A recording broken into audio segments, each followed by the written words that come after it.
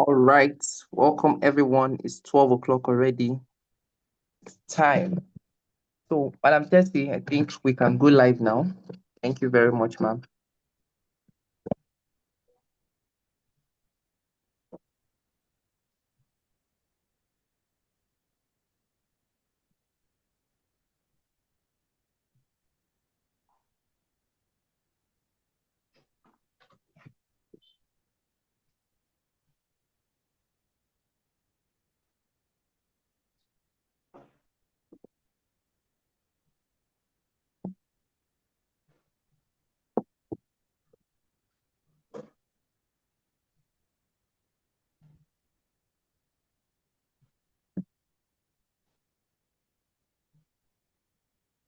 All right, everyone.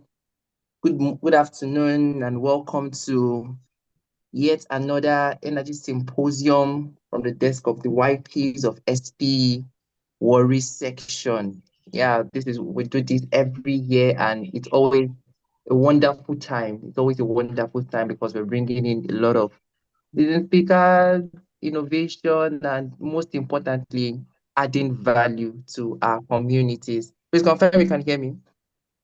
Yeah, we can hear you, Paul. Yeah. Can hear you, Most importantly, adding value to everyone and to our various communities. And we are not going to do less this year. And we started off yesterday with an amazing scholarship fair, and it was resounding success. It was wonderful for those that were here yesterday. I'm sure you enjoyed yourself. So my name is Paul Alabi, YP of SP Worry, and I'll be anchoring this session. I'll be taking us through, and I won't be doing this alone. I'll be doing this with a fellow YP, Temitope Ashimi. Temitope, please can you say hi to us? Good morning, good afternoon, everyone, and welcome to this session. Yeah, thank you very much, Temitope.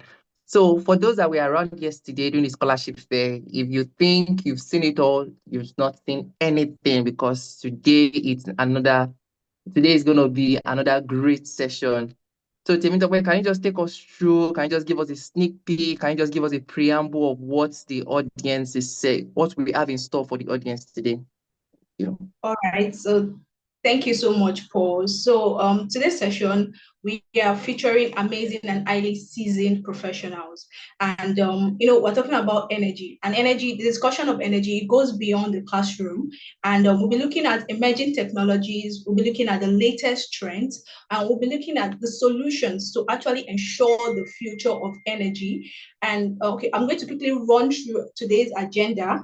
We'll first be having we can start the program with our keynote address and also have our icebreaker session. And trust me, it is fully packed with fun. So be sure to engage in it. And also we'll be having our panel session where we'll be having experts discussing and sharing their expertise as regards energy sustainability. Ensure to grab your seats and enjoy. And also we'll be having our breakout session, also fully packed with experts in different softwares. And there's so much to learn.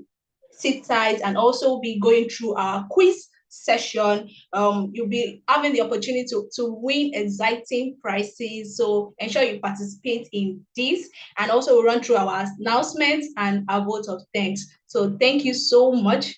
Right about now, we'll be moving on to the safety brief because we all know safety is important, safety is paramount, and we have to ensure that we are safe for ourselves and not just ourselves, but for also for our families and stay safe for our loved one. So I'll be calling on Ben Blessing. He's a process engineer, he's an SPYP member, and he will help us to take the safety brief. Please, Ben Blessing, confirm you're on the call. Yeah, good day, everyone. Please confirm if you can hear me clearly. Yeah, we can.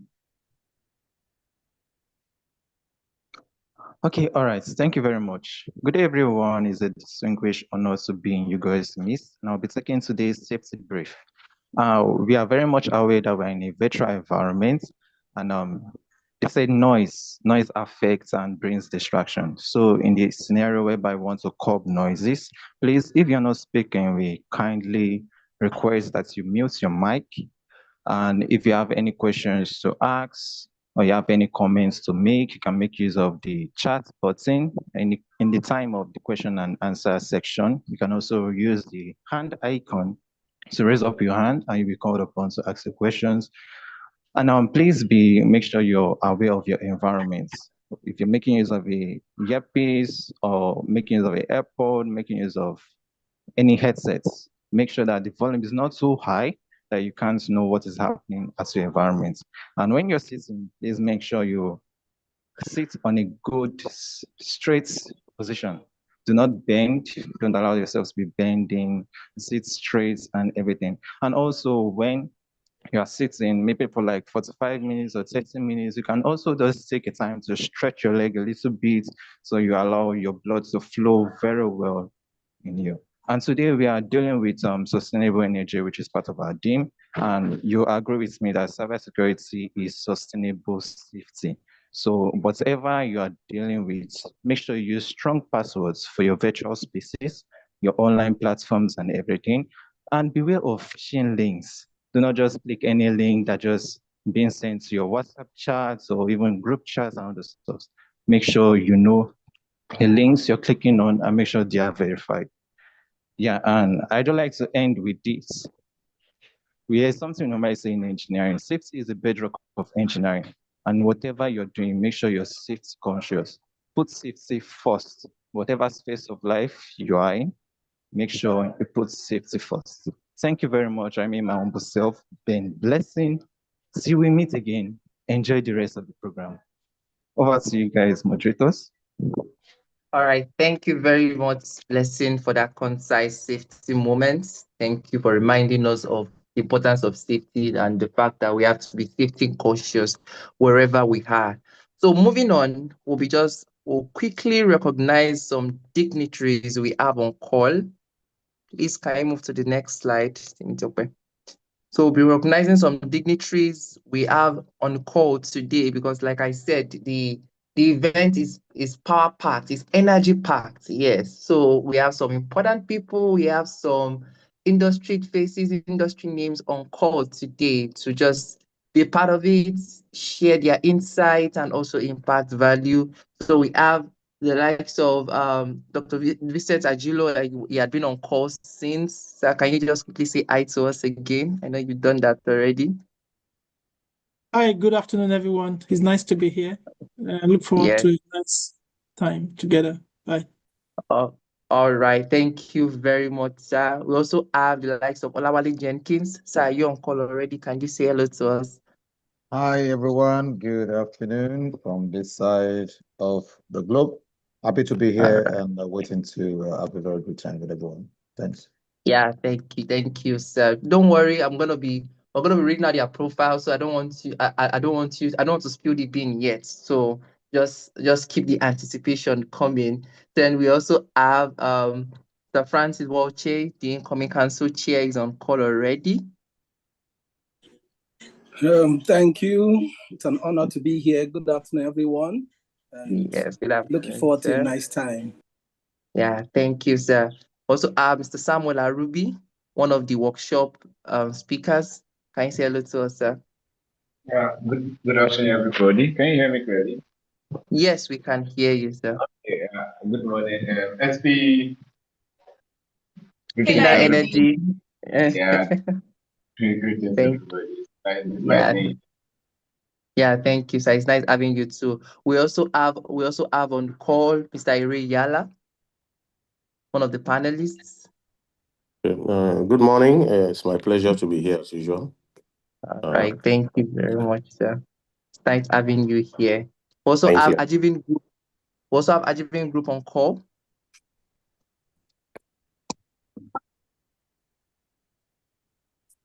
Hello, can you hear me? Okay, we'll just move on.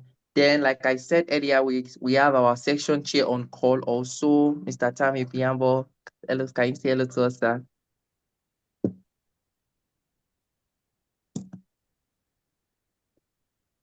Mr. Tammy, okay, probably he's trying to set up. He had been on call already. All right, then our YP chair is also on call. Mr. Ebifaga Bebenimibo is one face and one voice on LinkedIn of recent. So can you say hello to us, sir? Yeah, thanks everyone. Thanks to all our team that have come. We appreciate. Thank you. All right, and many more. In case I missed anyone as we progress, I'm sure I would also make sure to spotlight everyone. And to everyone, we are all dignitaries. For you to be here, it shows you know what you want and you know where you are going. And whatever we can to help everyone get to that great destination, we will. So that will be all from me, Temitope, over to you.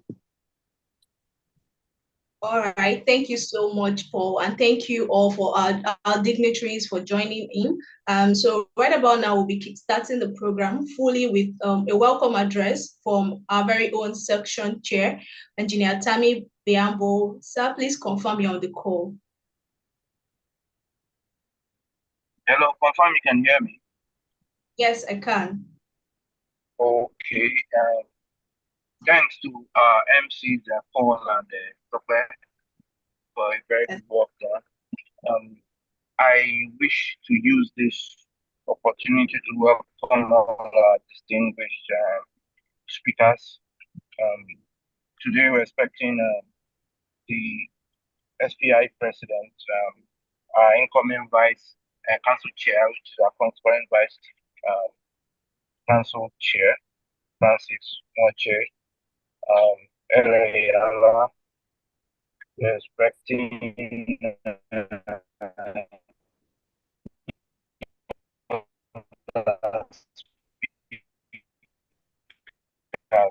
as well. The speakers we're expecting with the YP, the scholarship fair, which was very successful. And today we're going to look at the theme sustainable energy future, different technologies and solutions. From the panel section,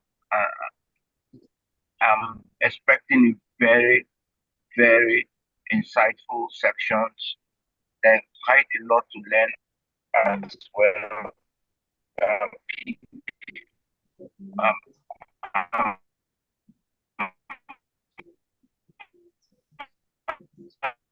I want to say a big welcome to every one of us that has made a call. We are live on YouTube. Those on YouTube as well. It's going to be a very, very powerful section. So please, without much ado, I want to declare this Energy Symposium open. Thanks to the YPs for organizing this. Very amazing work. Also to the YP chairman, I think Baby Nimibo is here. Thanks for all you guys do for the section. I do hand over back to the MC.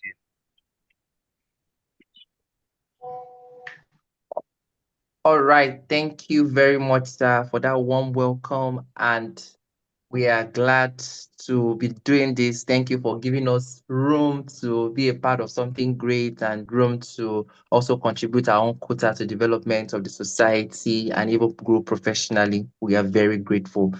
So moving on right about now, we're going into the first keynote address. Now there's no need to waste time. It's time to start tilling the ground, start getting to the business of the day. And bringing the first keynote address. Next slide, please. Bringing the first keynote address will be our incoming council chair, SP Nigeria Council. Yeah, Francis Uwauche. So before he comes up, I would like to briefly take us through his bio. The thing, I don't want you to understand that whatever you're going to be seeing here for all these speakers are more or less abridged versions. Our slides cannot contain the level of experience, the level of professional certifications, the level of their expertise. Our slides can't contain them. So just make do with these ones that were given to you today. So Engineer Francis is a highly accomplished petroleum engineer with over 20 years of experience. I repeat, 20 years of experience, currently leading operation support for deep water operations at Chevron Nigeria Limited, and his expertise spans budgeting, planning, contracting, stakeholder engagement, and maintenance support. And is a prolific author for SP technical papers and a pioneer of innovative technologies, including pore boy gas lifting, deep water coil tubing, and many more. His contributions have consistently driven competitive performance and yielded significant cost savings worth millions of dollars. And beyond his professional achievement, he's dedicated to serving humanity through his church, SP, and other volunteer organizations. He has held leadership roles, including SP Lagos Section Chair in 2010 and SP Annual Conference Chair in 2014, demonstrating his commitment to giving back to his community. Everyone with a virtual ovation, please make welcome Engineer Francis Walche to the floor. So thank you very much. Thank you so much. I really appreciate that. There's once I watched something in one golf tournament where they were introducing Tiger Woods. They say champion of this, winner of this. Okay. So that's where I like to say, okay. But really, it's always a privilege and an honor to be here. For those that know me, you know that I'm quite passionate about SP, and these kind of things really do give me pleasure. I want to recognize the distinguished ladies and gentlemen. I want to thank the SP Warriors Section Chair. Thank you so much. I want to thank the YP Chair for considering me, even for this. Like I say, I'm hoping that this session will kick off very fruitful outcomes, both as a section and as individuals.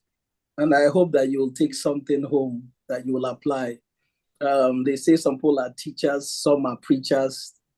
I like liking myself like a preacher. What I mean by preacher is that hoping that you will go home thinking about what is said. I like to recognize the SPI president. I know it probably is not here yet, but it's really a privilege to be on the same platform with him. And please let me know if there if you can hear me clearly. If not, then I'll probably put my earpiece and maybe it might be a bit clearer. I know that there's something happening close by, but I hope it doesn't distract us. So if we go into we can hear you loud and clear, sir. Thank you very much. So if we go into the keynote address, we talk about sustainable energy future, emerging trends, technologies, and solutions. I think maybe if you allow me, I'll probably share my screen. I know that I did not send you any documentation, but I have something to share and I'll share it, hoping that you can see it. All right, you can go ahead, sir. Yeah. All right. Okay. So if not, let me know. I can also quickly send it over. I don't know if you can see my screen now. Is it possible? See my screen?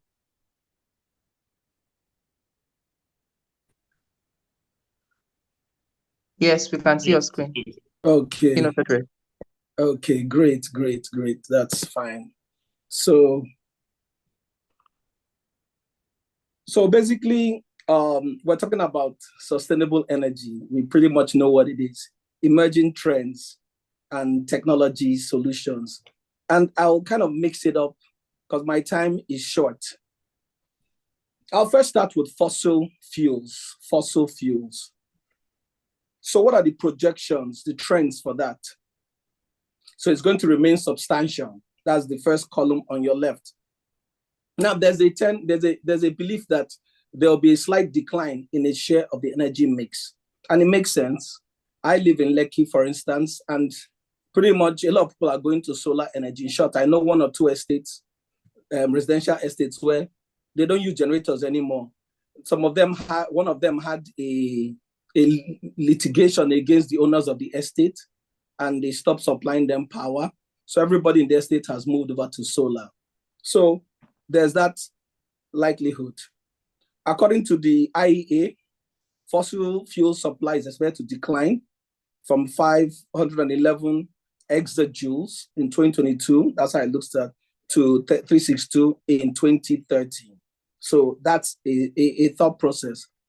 Then conventional oil and gas projects, they expect to continue, but there are reports that the long lead time upstream projects that are needed due to decline first, that there will be no new long lead time upstream projects needed because of the demand of fossil fuel in the future. That means a lot of these big projects, but we know that that's not exactly true because we have the Guyana in the Guyana project that we have so much we have some billions of oil that are there. So we're looking at the fact that actually over 200 billion has been allocated to new offshore projects, and it's expected to increase by more than 5 million barrels per day by 2030. So I'm just giving these things because we say looking at trends, looking at technologies and such like.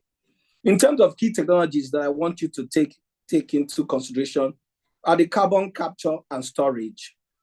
And these are technologies that can capture up to 98% of carbon dioxide emissions, and they can store them. Some are below the ground and some are different places. You have the natural gas fuel cell technology. It's also a kind of way where we use fuel cells. You get gas into the fuel cells and they kind of have some reactions to produce better emissions. You have the post-combustion capture technology. Again, it has to do with carbon dioxide, and then we use that to reduce emissions. And what do we see about the global energy mix for fossil fuel trends? So you will see that it will continue to play a significant role in the global energy mix, but there will be coal as well, there will be natural gas. And then, however, renewable energy sources are expected to grow rapidly. Solar and wind, they are saying will surpass hydro power generation in the near future. So we'll move over to renewable energy trends. The capacity projection says that global renewable capacity is projected to grow by 2.7 times by 2030. Remember what I said about the solar panels.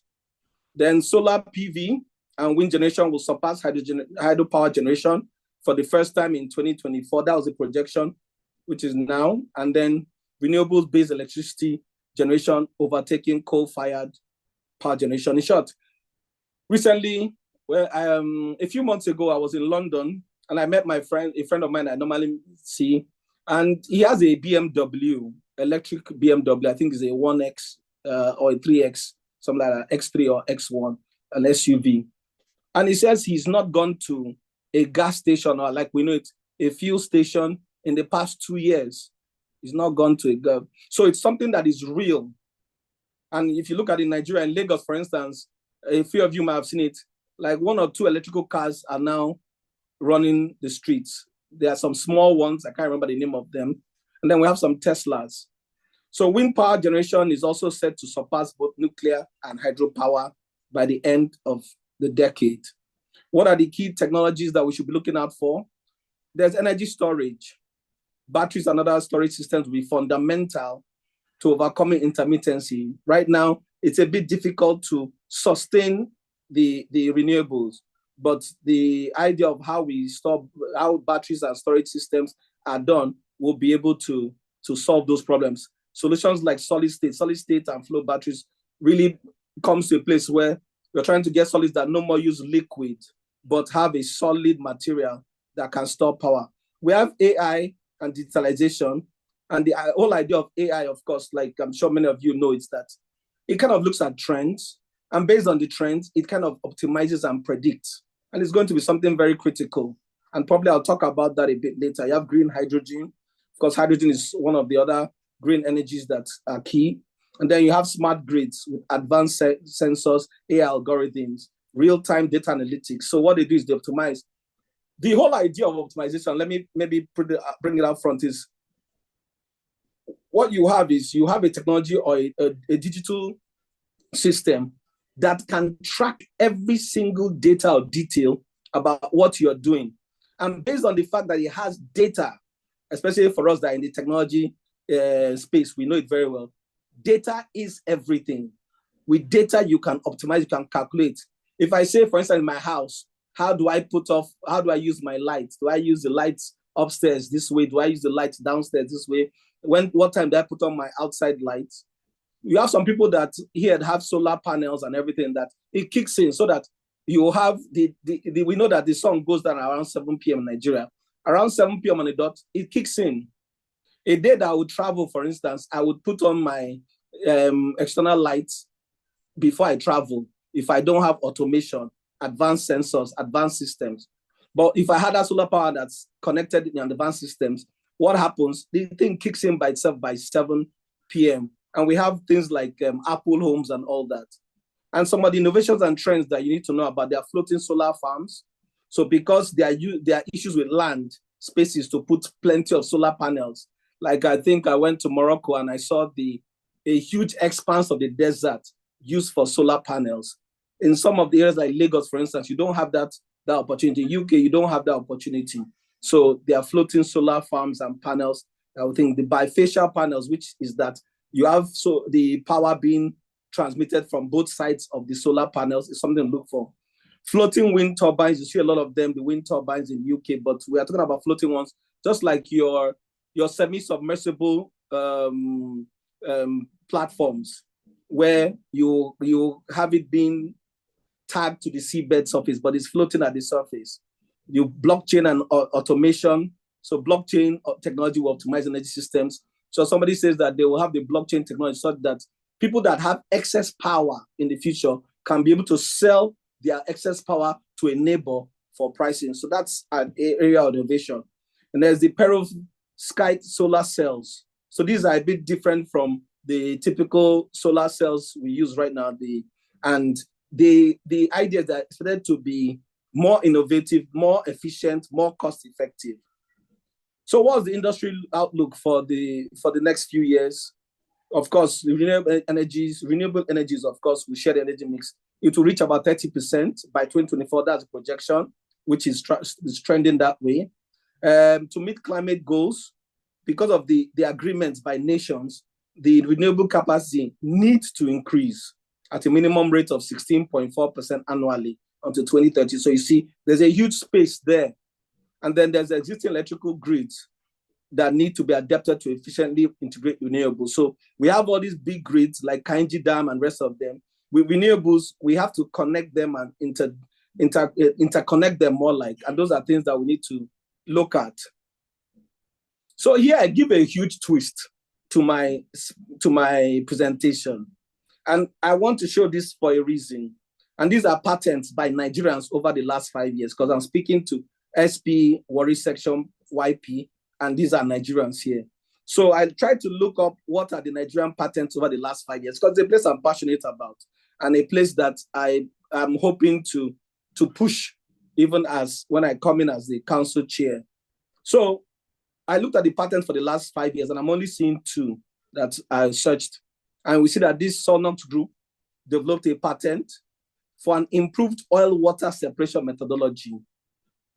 And so what this does is that by improving the oil and water separation, of course, you find out that the water, let me put it that way, is not being disposed with oil. And of course, it's sustainable, for instance. That's a way to look at it. But I'm looking at here the patent that they developed something as a Nigerian firm. University of Port Harcourt also, they said they process patents to oil and gas, which includes a phytoremediation process for crude oil impacted soil. So in soil that has been impacted by crude oil, they found a way to remedy the situation, and it's a patent. And why am I bringing up these patents? Because as we go into things like solutions, I want you to think about what you can do, what you can create, what you can develop, even to change the trends, to change the industry in terms of sustainability. And what I like in here is that I know the way Nigerians think. Don't think financial benefits first. That's what I want you to try and do. Focus on what you can do technologically. What can you bring to the industry? What can you bring to SPE? And there are many innovative solutions that you can bring. You can focus on that carbon capture and storage that I talked about. Do you know that in the US, I think carbon capture and storage, people are using it to make money right now, because the way it is that because the law is in place in America that you must do something in the area of green energy. People are developing carbon capture and storage systems that the oil and gas companies now pay them to develop those technologies, and it's done as a corporate social responsibility, and it's making money for some people. But they develop the technology. There's renewable energy integration. You can incorporate solar, wind, hydrogen power, and such like. There's energy efficiency improvements, like I said, optimize energy consumption using advanced technologies, automation, and that leads to digital transformation. Leverage technology like Internet of Things, AI, blockchain. And I mentioned the digital twin. I'll explain that because it's a technology. Digital twin is like a virtual image of your platform or your plant, whereby you can see it in 3D, your pipes, your distance, and it's real time. You can see it real time if you want to connect it real time. They scan your whole platform like a video. After scanning it, it is digitally produced on your computer. So if you want to get a leak in your pipe, you can go to your computer and see exactly how that leak will be real time, rather than you have somebody reporting and saying, oh, there's a leak here, it's something on this pipeline. He can show you by digital twin. He will show you an image or a model of your plant, 3D, and show it. And one company has used it to reduce the power supply they use on their platform by 50%. So what the digital twin does, it mirrors their entire platform, and it manages where power supply, that's light, it's being used in places that there's nobody, and switches it off automatically. That is leveraging technology to enhance operational efficiency, optimize. There's also waste minimization and recycling. We have produced water, we have reduced all these waste and reusable materials. How can you find the technology that will reduce that? So I talk about produced water, and then methane emissions reduction. So look at things like leak detection, repair programs that are automated. I was at the last OTC, and I discussed with a company that has a robot that blasts and paints pipelines, tank, containers, and things, vessels. So what is it doing? It's reducing issues of safety and optimizing time, money. So some specific areas for you to think about and how you go about it. You have advanced water treatment. There's technology called Tetra Oasis TDS. It can recover up to 92% of desalinated water. So it's minimizing freshwater consumption. So what this helps to do is that if you go to the Middle East, you will see, or some countries, you see them put there that please don't use water in the bathroom when you're not supposed to use, wasting water. This is a technology that helps us to make sure that water consumption is available. So it's a technology. Emissions monitoring. We have the Fluentas Fluorescence. What does it do? It provides real-time emissions data, like I mentioned, and this data will help you to optimize things. I remember my boss would always say that, if a boss I had some time ago, Francis, 99% or 90% of our work is engineering data. Because if your data is wrong, everything else is wrong. I like to liken it like, see somebody calculating the trajectory to the moon. Imagine you miss the trajectory by 1 degree. What happens? You'll probably find the person missing the moon and going somewhere else. So engineering data so it doesn't matter how much you calculate that trajectory. If the data is not right, everything is off spec. You have predictive maintenance, AI-powered predictive maintenance tools. There are tools right now that can tell you when your next leak will occur due to corrosion. That's AI-powered. So it's checked your trends, the number of years your pipeline has been, how many leaks you've gotten over time, and it can tell you when your next leak will come, and you begin to plan towards it. Digital twin, I've already talked about it. I said it's virtual replicas of physical assets. So you can use it to simulate things, analysis and all. 3D printing, you know very well. But 3D printing, I believe we've not yet we've not touched the surface of 3D printing. There's so much we can do with 3D printing. I believe that it will get to a day, maybe in my home, I'll just print my own phone, at least the handset, and I'll put in my SIM and connect to a network. We're probably going to get there. So those are the things. And I challenge you with that and say, how do you fit into this cycle of trends, technology, and solutions? What new technology are you going to develop? I ask you that.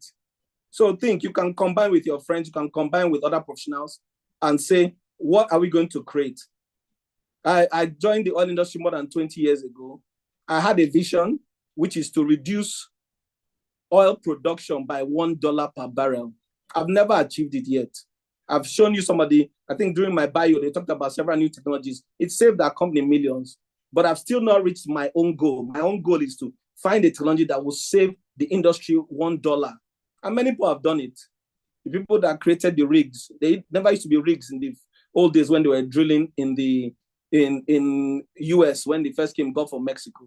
Then somebody developed a rig, somebody developed logging, and it saved companies dollars, thousands of dollars, millions of dollars. It changed the oil industry. How are you going to change the oil industry? There's AI, there's sustainability, there's technology, there's solutions. And then I've shown you the trends today. With these trends you have seen, with this direction we're heading to, how are you going to make a difference? And that's what I'll leave you with today. So thank you very much. And I'll say, if you have questions, probably I can take them. Thank you. Wow, wow, wow, wow. Thank you very much, sir. Like, that was explosive. You know, when you look at the slides, you see a keynote address. At this point, I think we should have named it a keynote lecture because it was more than an address. It was almost a full-time lecture. And I'm sure if there was more time, you would have you'll have gone ahead to give us more and more and more. Thank you so much, sir. Thank and you if very there's much. anything would leave here with, even if you don't go out anything, I believe you mentioned something very striking, which is focus on what you can do. In other words, ask yourself, what value can I add? What can I bring to the table? Because at the end of the day, it's your inputs that would spotlight you. Thank you, sir. So because of time, we'll just take at least a question. So I don't know if is there any question in the chat box, or would anyone want to ask a question? Anyone on call, you could just raise your hand or drop your question in the chat box and we'll just get on with it.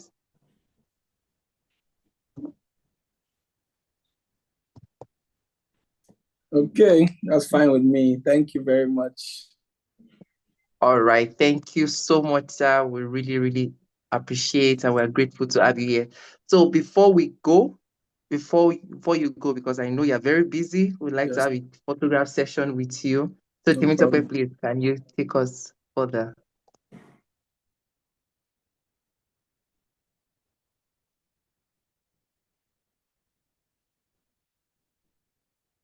Temitope, please confirm you can hear me. Oh, yeah, I can hear you. Thank you. Okay. Thank you so much, sir. Thank you so much. I definitely learned some new technologies today. And right about now, please, let's turn on our cameras and for the photograph session. Please let us smile. It's an SPE gathering. A smile. SPE Cleaner Energy. SPE Cleaner Energy. Cleaner Energy. Okay, I'm going to take another shot and I'm just going to say SP and we should all say Cleaner Energy. SP. Cleaner Energy. All right, thank you so much. So permit me to quickly share my screen. Moving on to the icebreaker session.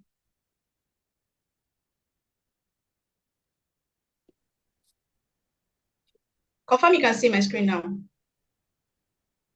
It's coming up. Okay, yes, we can see your screen now. All right, thank you. Thank you so much. So right about now, we'll be moving on to the icebreaker session. We'll be breaking some ice. This session is basically to get us all hyped and all ready and excited. So I'm going to be handing over to Juliana Ojer, electrical engineer, SPYP, young professional. So she's going to help us to take the icebreaker session. Juliana, please confirm me on the call. Yeah, okay. Please confirm you can hear me. Yeah, I can hear you. Please, over to you now. Thank you very much. Well done for this. And thank you everybody for joining us up to this moment. I'll be taking the icebreaker section. But just before then, I want you to know that you're all welcome. And just like Paul said, you all are highly welcome. I would like to know where you are joining in from. I'm Juliana. I'm joining in from Port Harcourt. If you could do me the honors, please just drop your location where you're joining us from. You can rename yourself with your school name or your SPA chapter, right? Thank you. Juliana, please, your voice is kind of low. I don't know. Is there any way you can help us enhance that? Okay. All right, can you hear me now? Is it better? Yes, it's better now. Is it better? Hello?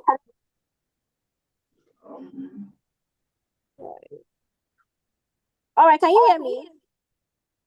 Yes, we can hear you now. It's better. Yes, we can. Okay. So moving on, we'll be taking the icebreaker session. And for this icebreaker session, we'll be doing the scrambled words.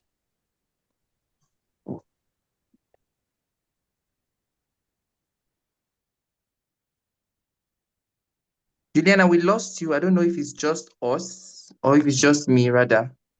We can't hear you, and there was kind of an echo coming from your end. Can you hear us? You can hear me now. Yes, we can hear you. Yes. All right. Okay. So we'll be taking the scrambled words. All right. I can see your comment here. Paul says is joining from the city of Lagos. You're welcome.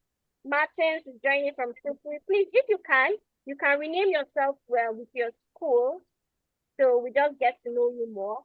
And Ijoma says is an SPA graduate from UI, all the way from UI. Ijoma, you are welcome. And Ogenebuka Nathaniel joining from PCI. You are all welcome. Ayodele is joining from Tripoli.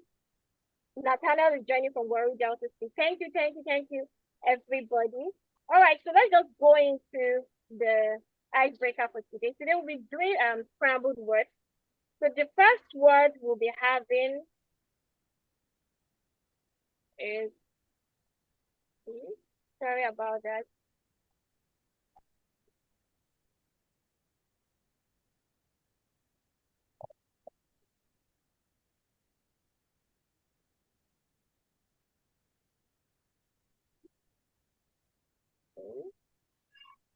Sorry, just a minute.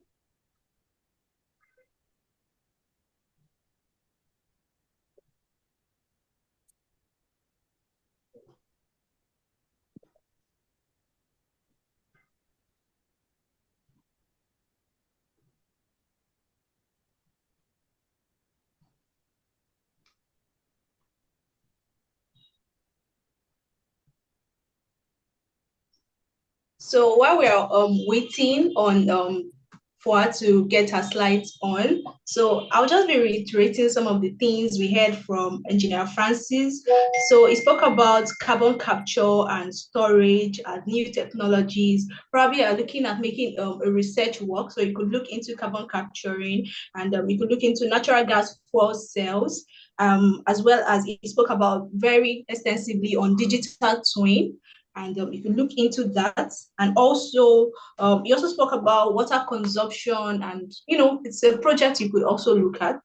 So I think Juliana is back. Juliana, please confirm. Thank you for holding the fort. Thank you. I'm sorry for that. All right, so let's just go into. So our first word is GREEN. Please confirm you can see my screen, Temisope. Okay. Yes, I can. All right. University says is energy. I don't know. So please, you can tell me what the scrambled words that we have. You can scramble it for us so that you know. University says energy. All right.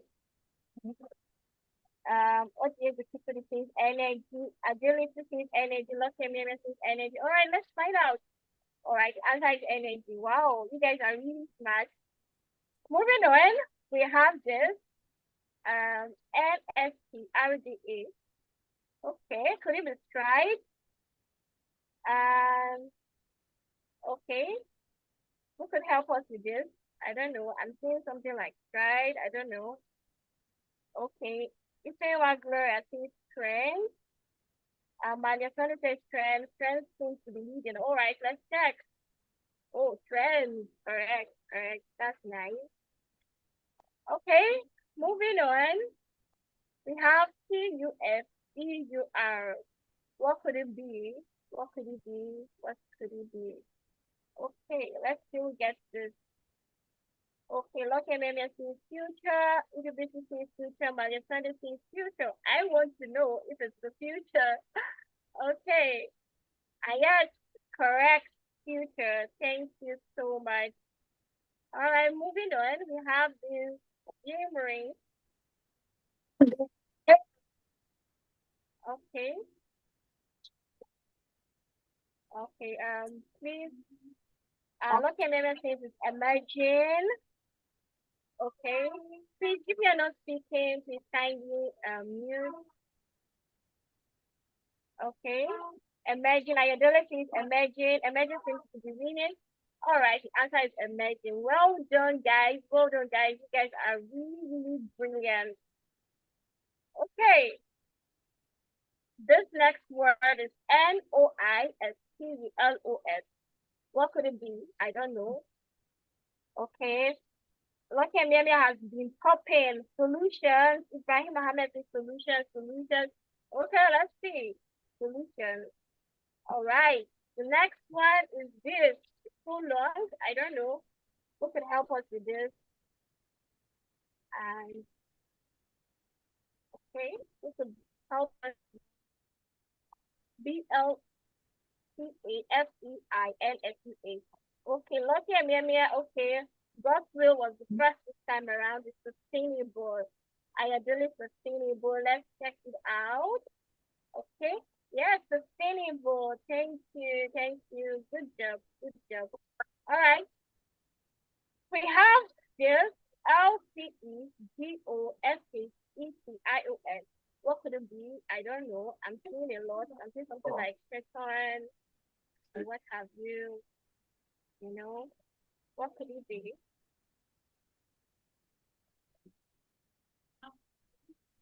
Okay. This is tricky. All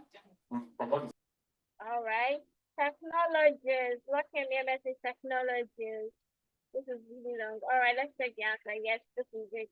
Thank you so much, Lucky.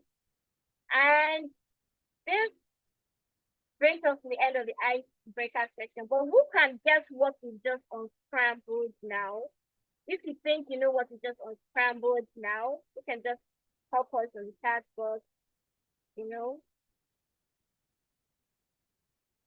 Okay, so all right, so what we just unscrambled now is our theme for this energy symposium. We've been hearing the word sustainable, we've been hearing the word energy. So we just unscrambled our theme for today's event, sustainable energy future, emerging threats, technologies, and solutions. So I would want you to stay tuned because we have more coming up. You can see our keynote speaker already gave us a lecture, just for you to imagine what we have more in stock for you. So please don't go anywhere. Get your notepad. Just sit tight. If you are in for a ride, that you would know. All right, from me, it's back to you, Temitope. Thank you for having me. Bye. All right, thank you so much, Juliana. Thank you for handling that icebreaker session very well. And I want to thank all the participants for participating and dropping their answers in the chat board. For me, at the point, I was seeing Australians and I was seeing people writing solutions. And I was like, wow, we have so many smart people on the call today. So thank you all. Yeah. So right about now, we'll be moving on to the panel session. Yeah. So the panel session is, we have great speakers, great persons on the call who will be doing justice to the topic energy, sustainable energy future. And I'll be introducing our guest speakers, our panel hosts. Please, next slide.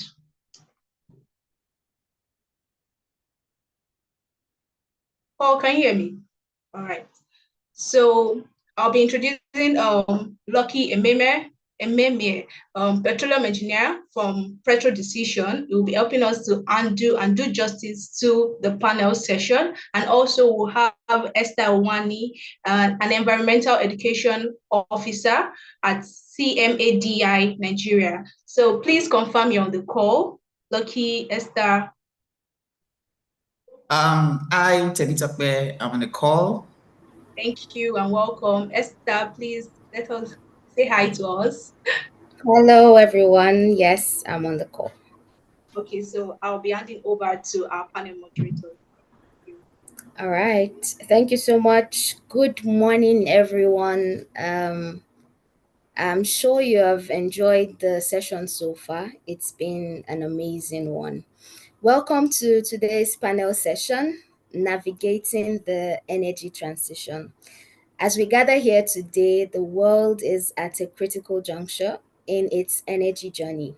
The urgent need to reduce carbon emissions, promote sustainable development, and ensure energy access for all is driving a global energy transition. But this transition is not without its challenges, from the integration of renewable energy sources to the role of energy storage technologies, fossil fuels, and sustainable infrastructure. There are many complex issues to navigate. Today, we'll be having the privilege of hearing from four distinguished experts. And right about now, I just want them to say hello, just to let us know that they are available on the call. Our first panelist, we have Ere Iyala. Please, sir, can you kindly confirm that you're on the call? Just say hello to us.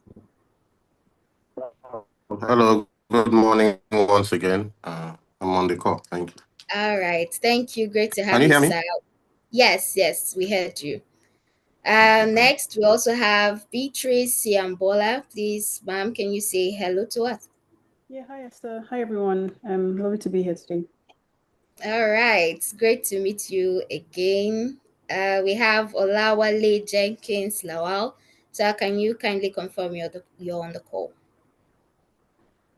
Yeah, I'm on the call and happy to be here. Good morning, good afternoon, All everyone. right. Thank you. And lastly, we have Dr. Vincent Agilo. Sir, can you kindly confirm you're on the call? Yeah, good afternoon, everyone. It's nice to be here. Thank you. All right. Thank you so much. So these are our four experts who will share their insights on the key challenges and opportunities associated with energy transition. So let's get started. Over to you, Lucky. All right. Thank you, Esther. And it's a pleasure to be part of the moderators for the panel session. And we'll dive right straight into the bio of our panel speakers. Very first on our list is Ere Iyala, Head Gas Operations, Petroleum Training Development Fund, PTDF. Ere Iyala is a chemical engineer, petroleum economist, business analyst, and strategy professional. He has 21 years work experience spanning manufacturing, oil and gas, and strategy consulting in Nigeria and in the UK. Mr. Iyala currently works at Petroleum Technology Development Fund, PTDF, Abuja, as the head gas division. He is a graduate of petrochemical engineering from the Rivers State University of Science and Technology. He holds 2 master's degrees in petroleum economics, management, and policy from the University of Port Harcourt. Another in operations and business management from Glasgow Caledonian University, UK. Ere is a passionate supporter of professional courses with the goal of enhancing the skills and knowledge of present and future generations. He is the director of the Society of Petroleum Engineers International, and a member of the Nigerian Gas Association, and sits on the board of Nigerian Association for Energy Economists as the secretary. An avid reader and mentor of young people, Mr. Iyala lives in Abuja and is married with 3 kids. Ladies and gentlemen, if your hands are not too busy, you can use a virtual clap to welcome Mr. Ere Iyala. Mr. Ere Iyala, you're welcome to the call. Next on our list is Beatrice Siambola.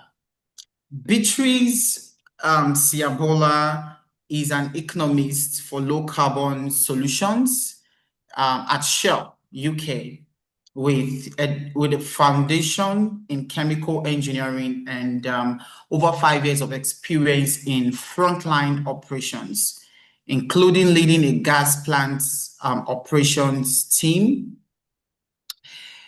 Our current work focuses on strategy and investment valuation for emerging low carbon technologies such as hydrogen and alternative fuels, guiding capital and strategic decisions through economic, regulatory, and financial analysis.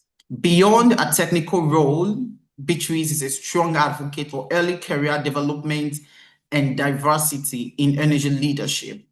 She continues to lead Shell's engagement with universities and corporate university partnerships to bridge the gap between academia and industry, reaching over 1,100 students, and served on the board of the Association for Black and Ethnic Minority Engineers in the UK for 4 years, where she helped develop a leadership program and co-hosted a popular talk series with 400 plus professionals.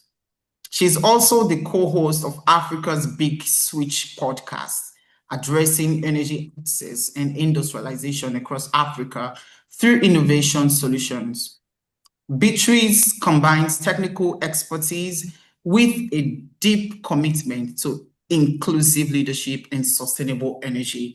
An amazing profile. If your hands are not too busy, let's welcome Beatrice Siambola to the panel session. You're welcome, ma'am. Thank you for taking our time to be part of the conversation today. Our third panelist is Dr. Engineer Vincent Agilo, the CEO of Advin Group. Okay. Dr. Engineer Vincent Agilo is the president of GCEO of Advin Group of companies, with distinguished career in petroleum engineering, business leadership, and humanitarian service. He holds a first-class bachelor's and master's degree in petroleum engineering from the University of Ibadan. Is a Lagos Business School Young Professionals Program alumnus, and completed the Sustainable Energy Strategy course at Harvard Business School. He also holds a honorary degree in doctorate degree in environmental science from ISCG University, Benin Republic. A certified Korean engineer and a member of SPE International and NSC.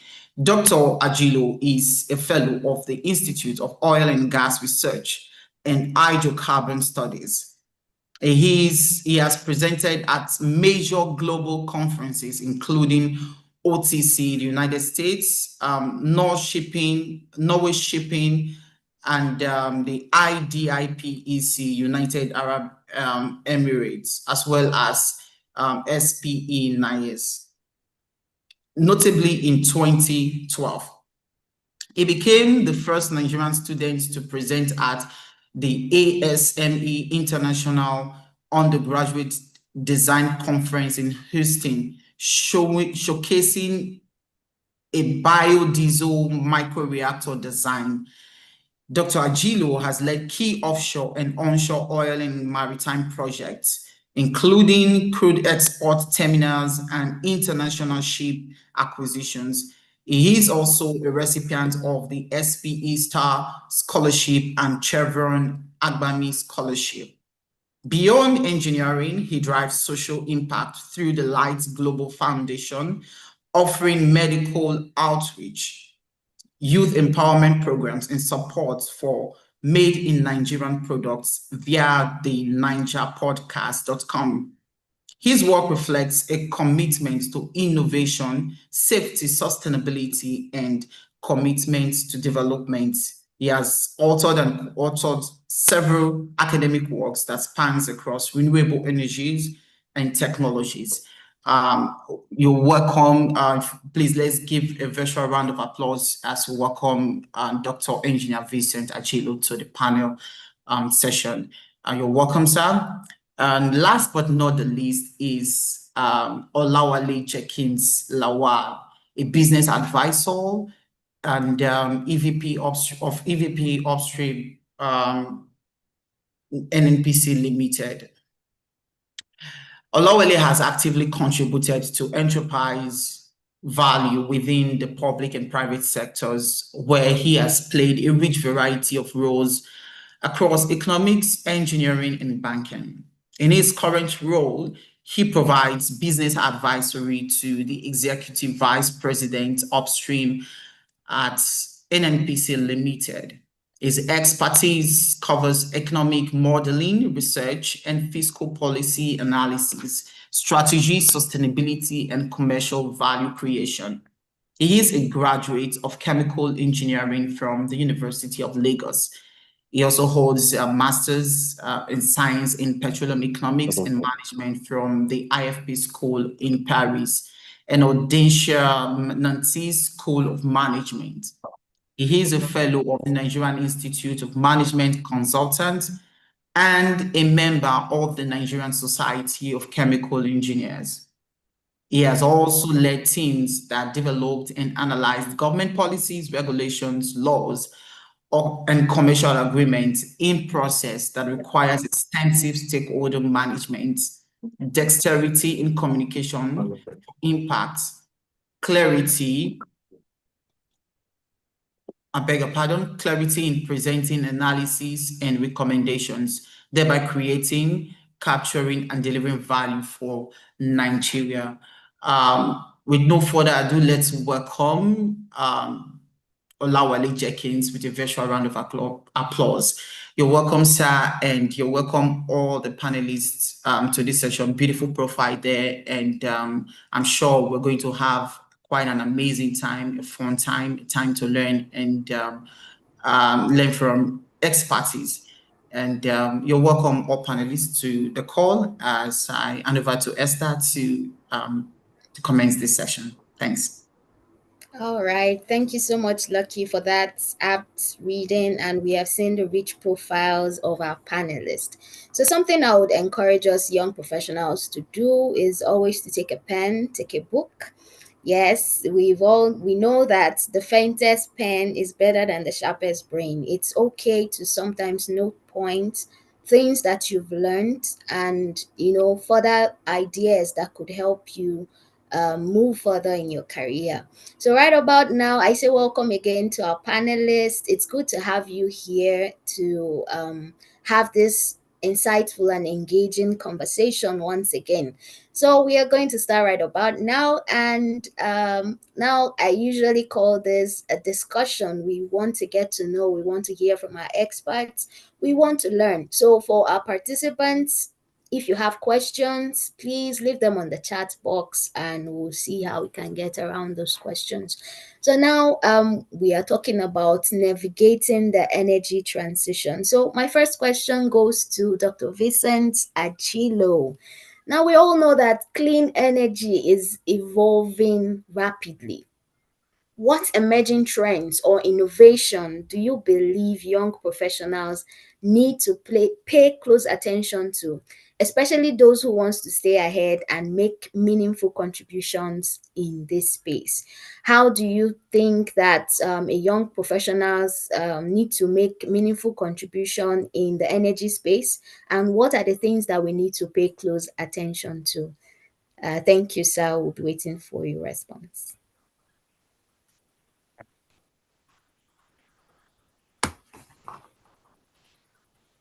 Hello, sir. Kindly confirm you're still on the call.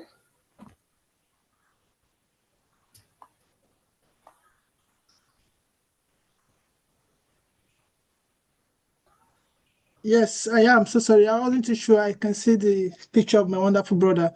So I wasn't too sure if you wanted me or him to answer the question. This is Vincent Tajilo on the call, speaking.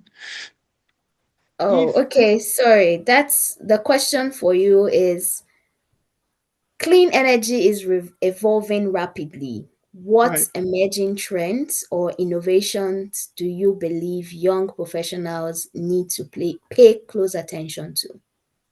Yeah, So recently. yeah. Sorry, the picture here is Olawale Jenkins. Oh, Is Lucky, that please. The question is for Dr. maybe Vincent. that's what. Thank you. Okay, thank you. Yeah.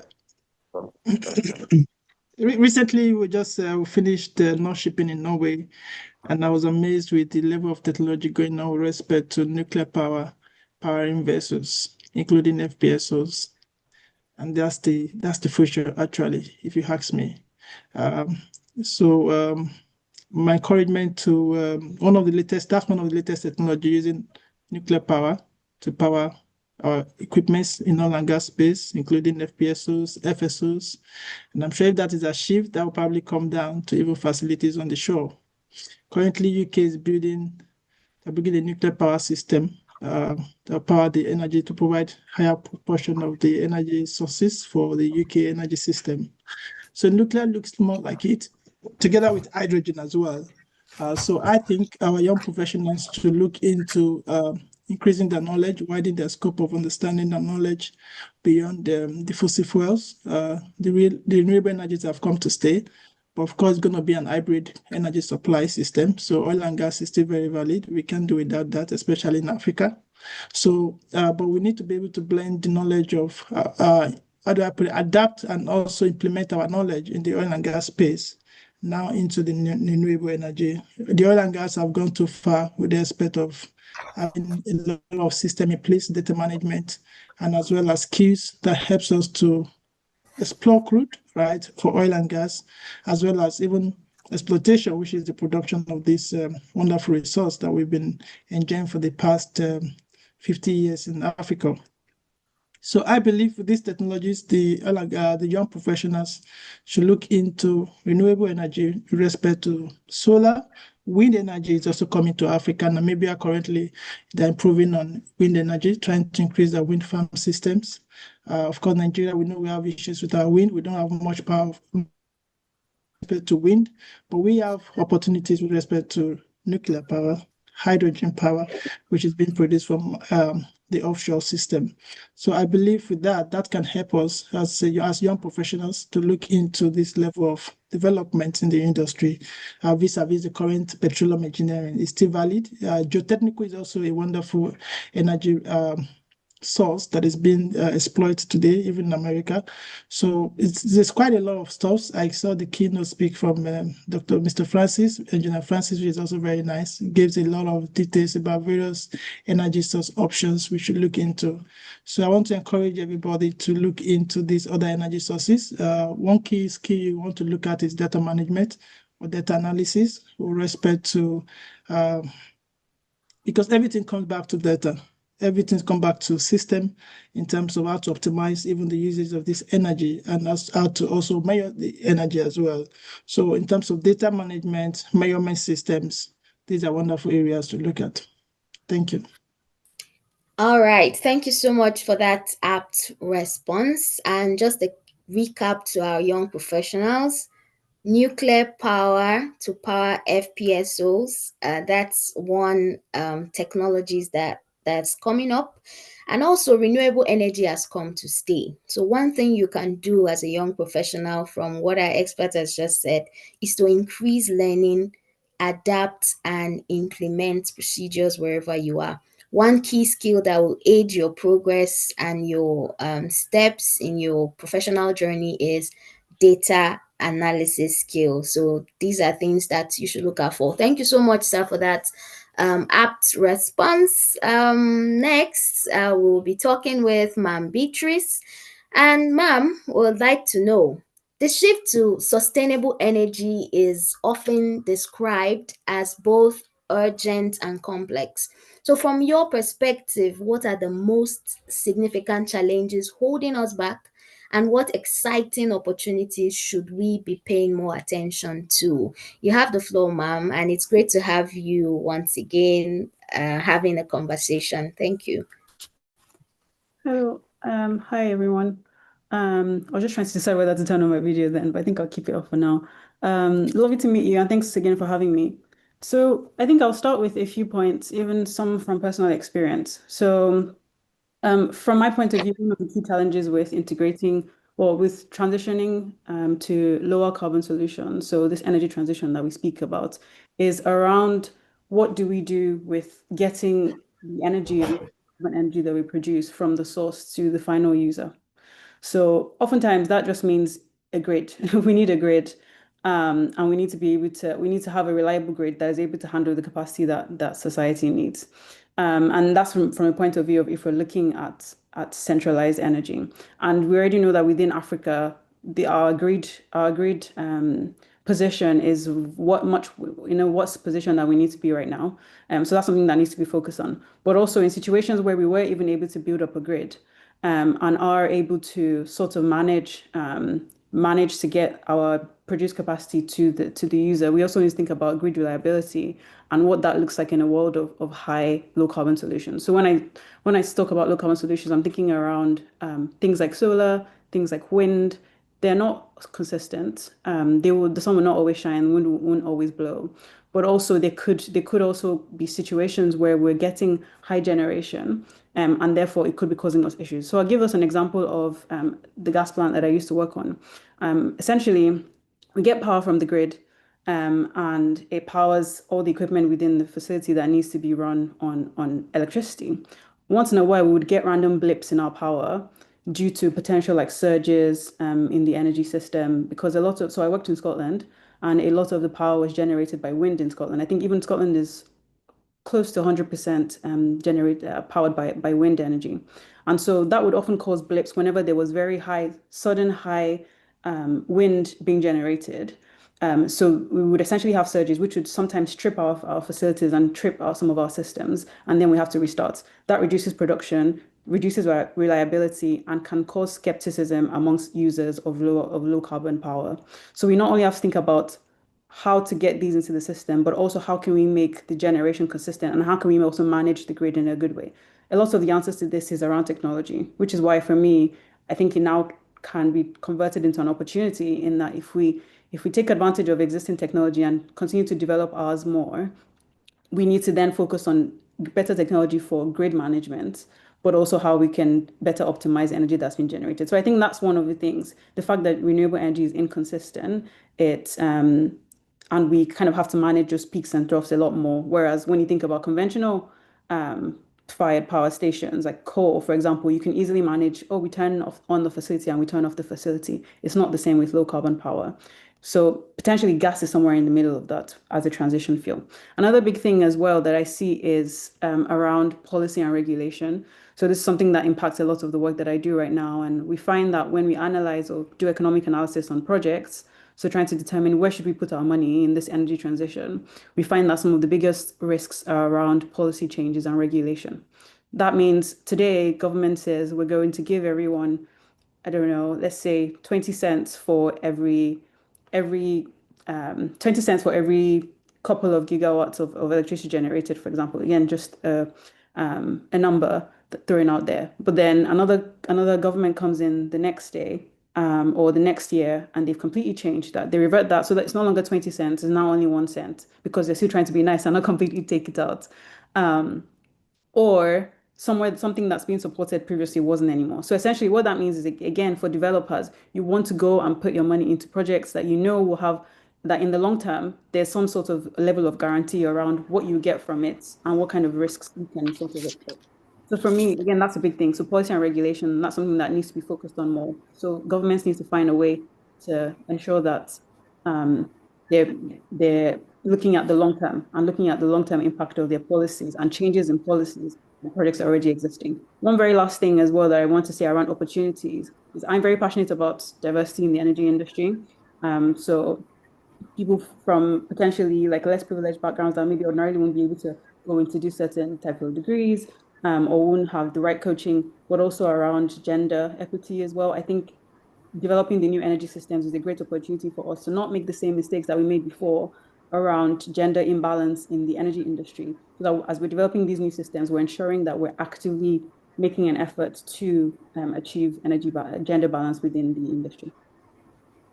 Oh, that's amazing. Thank you so much, ma'am. And you've mentioned few challenges and opportunities. Yes, despite the challenges, there is also room for opportunities for those who actually want to utilize it. Thank you so much for your answer.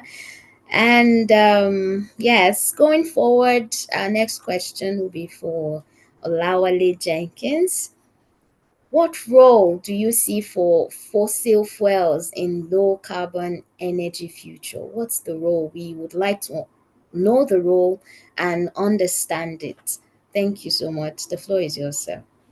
All right, thank you. Thank you so much. And I must really first say that I'm glad to be on this panel with this lovely co-panelist, intimidating profile, I must say.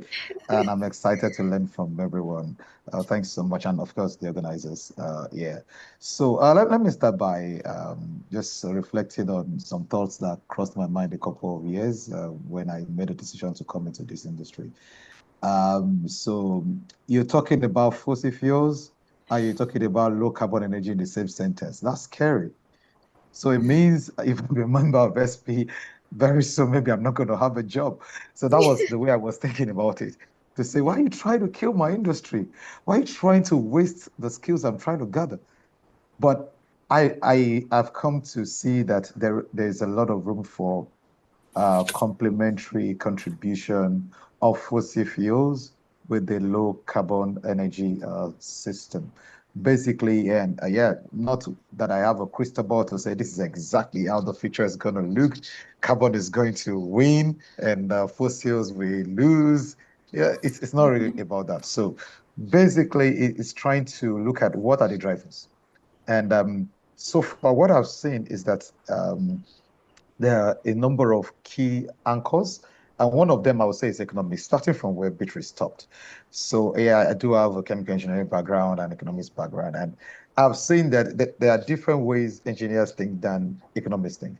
So as an engineer, there's a part of my brain that thinks project, project, project. There is an idea that is supported by technology. Let's get it done. But yeah, the other side of my brain says, wait a minute, does this make economic sense? So if it doesn't make economic sense, it doesn't matter whether we have the technology or the right framework, or people are just excited about a low carbon future. And living in Europe, maybe about 10 years ago, I see that there's a lot of buzz around everything green, everything eco-friendly. In fact, it's a trending word. So it was shifting business in that direction. But if we remove all that sentiment and look at the numbers, does this make economic sense?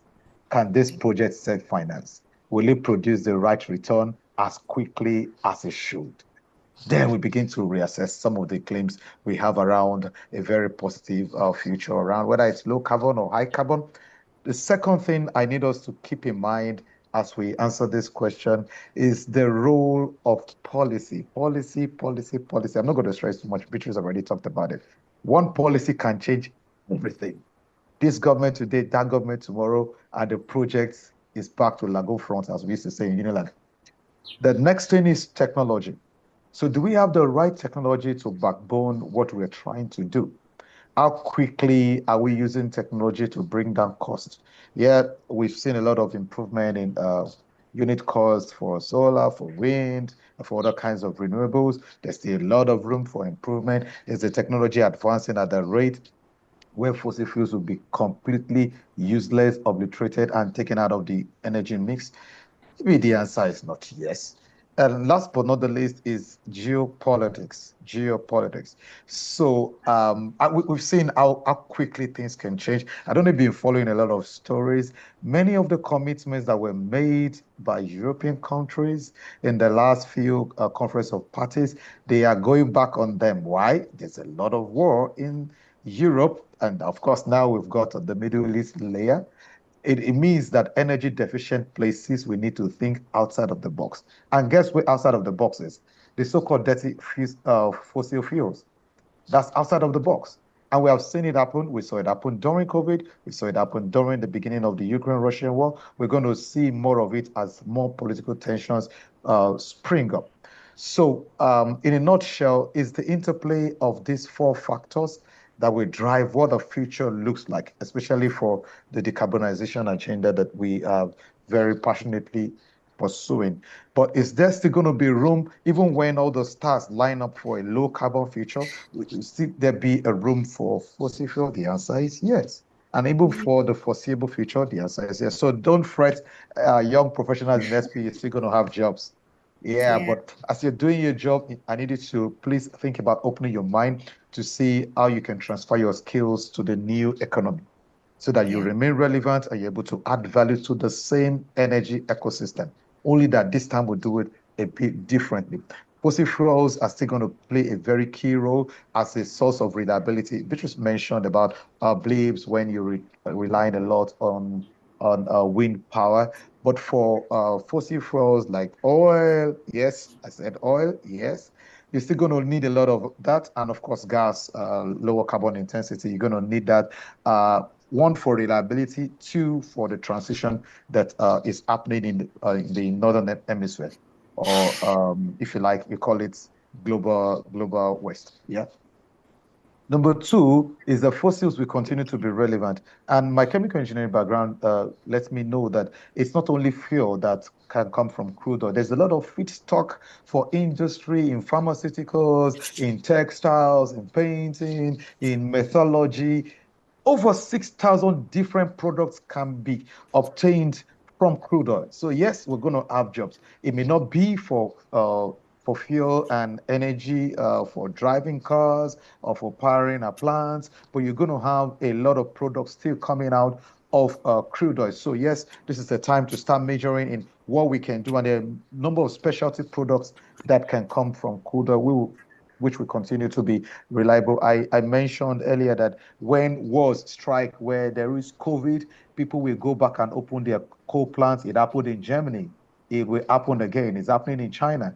People are going back to their coal plants. So when there are emergencies or where for strategic purposes at a diplomatic level for sovereign energy security, fossil fuels will still remain a very veritable bank of energy, because today we cannot really store a lot of energy coming from renewable sources. Yeah, there's been a lot of advancement in batteries and stuffs and fuel cells, but oil is easy to store and we know what to do with gas. Yes, maybe the storage is not massive, but we know what to do with gas. Interplay with different other technologies. I mentioned also that we're going to be seeing less and less use of fossil fuels in transportation. Yeah. This is the reality. So we've got to know how to transition our skills to something more useful. And even in the CCS space, capture and storage, we're still going to have integration, like some kind of nexus where that can also come in and have a role to play with what we currently do in fossil fuel space. So the CO2 you capture, we can use it in tertiary recovery, secondary recovery, enhanced oil recovery systems. Is being used today. Yeah, it's being used today. And even for production of what we call blue hydrogen, that is hydrogen coming from natural gas sources. Yeah, there's a nexus for CCS and fossil fuel. So yeah, the future is not all bleak. A low carbon future is here to stay. We have to move into it with caution and with a lot of wisdom and planning. But yeah, we're still going to have jobs as SP. Yeah. All right, I'm Yeah. going to stop there. All right. Thank you so much for that elaborate response. And one thing that really stood out for me, yes, it's an interplay of factors. And then, but as a young professional, you need to know how to, navigate in your career path. You need to know how to diversify. He also mentioned that, yes, there are 6,000 different products you can get from crude oil. So that's something I'm learning today. And it's something we should all look out for. What are the products? How can I apply my skills? How can I okay, what if I look out to this other area and see how I can complement them? Now, the first very opening statement he used was there is room for complementary contribution. Yes, so it's not a short off thing. Yes, you can always complement your skill with the ongoing change. Thank you so much for that response. And yes, the next question goes to Dr. Erin Ayala. So I would like to know, in your view, what are the most critical ingredients for a successful transition to a sustainable energy future? And from your experience, which of these factors often gets overlooked or underestimated? Thank you. Be waiting for your quick and apt response to this. Thank you, sir. Okay, thank you. Well, I would first of all, I would say that I would be selfish in my perspective. My context will be Nigeria. Okay, that's fine. Because first of all, we need to know where we are and where we're going to as regards a sustainable energy future.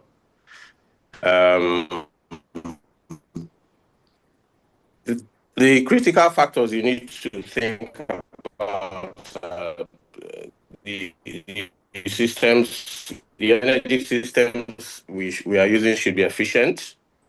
They should be cleaner, and they should be more resilient. That means we can sustain their production. So, I'll repeat that: should be cleaner, they should be more resilient, and they should be efficient. So, for me, I'll put it this way. In the energy transition, where does Nigeria stand? In terms of economics, in terms of local content, and in terms of the human capacity of Nigerians. Three that are relevant to Nigeria include decarbonization, that is reducing greenhouse emissions, digitization. People have talked about previous speakers have talked about that, IoT, blockchain, and then decentralization. That is distributing our energy sources, the grid, one grid. As you know, Nigeria will have basically one large grid, which is a big risk. But the most critical thing is about the economic implications of the energy transition to Nigeria. That's the most critical. And when we look at that, we also know that we have a lot of gas, at least over 200 trillion standard cubic feet of gas. So my thought is that we could leverage on, and also while integrating all other emerging technologies, the ones we've talked about. So we could integrate the use of gas with smart grids, renewable energy, and all that. So we need to know where we are. Secondly, I want to look at the trends as regards technology in Nigeria, that is enabling and utilizing technology in Nigeria. So what I see is that we have about 4 layers of foreigners using foreign technology in Nigeria. The second layer is Nigerian companies, for example, operating but using foreign technology. Then the third layer is maybe foreign equipment for all these things, because I'm in the local content and human capacity building space. And the last layer is Nigerians developing Nigerian technology and using Nigerian technology. So in all these technologies we're talking about, we know that most of them will be imported. So it's still bad for economy. Right now, the reason why we're having challenges with our foreign exchange in technology. So my concern would be, which I would take as another critical factor, is how do we reduce technology imports as we move towards the energy, as we go along in the energy. So at the end of the day, the most important thing for Nigeria is that whatever it is, even it may surprise you to know that the oil and gas industry in Nigeria contributes just about 15% of our GDP. It contributes over 90% of foreign exchange earnings, but the real wealth of Nigeria is not from oil and gas, because most of what we use in the oil and gas industry is imported. So how do we develop local technologies in renewable energy? So how do we integrate Nigerians into these models to ensure that poverty is reduced? I think that's my concern. Secondly, I'll talk about gas, which I think is another critical. Now, if we want to start with, Nigeria is not much of a manufacturing entity, but we have a challenge because we don't emit much, but we have one challenge, that is gas flaring. So right now we have about 170 flare sites burning around the Niger Delta area. We are losing about billions of standard cubic feet of gas per year, and that is the major source of our greenhouse gas emissions. So I think our focus should be how to leverage on technologies to reduce flaring. That should be the first thing we should think about before we start going to other areas like carbon capture and all that. So for me, there's a program that I identify with, and I think if it is well implemented, it would work. And that is the flare gas reduction initiative by, I think, championed by the Nigerian government. So there exist skid-mounted small-scale technologies, modular technologies that we can use to capture flare gas. One of them it's called the CNG in a box. It is like a small generator, and it can actually act as a CNG station using associated gas as feedstock. And so you can use a small scale. You can scale it up. It's at the smallest one is that can handle about 200,000 standard cubic feet per day, and you can scale it up to 20 times. So you can actually have a CNG fuel station.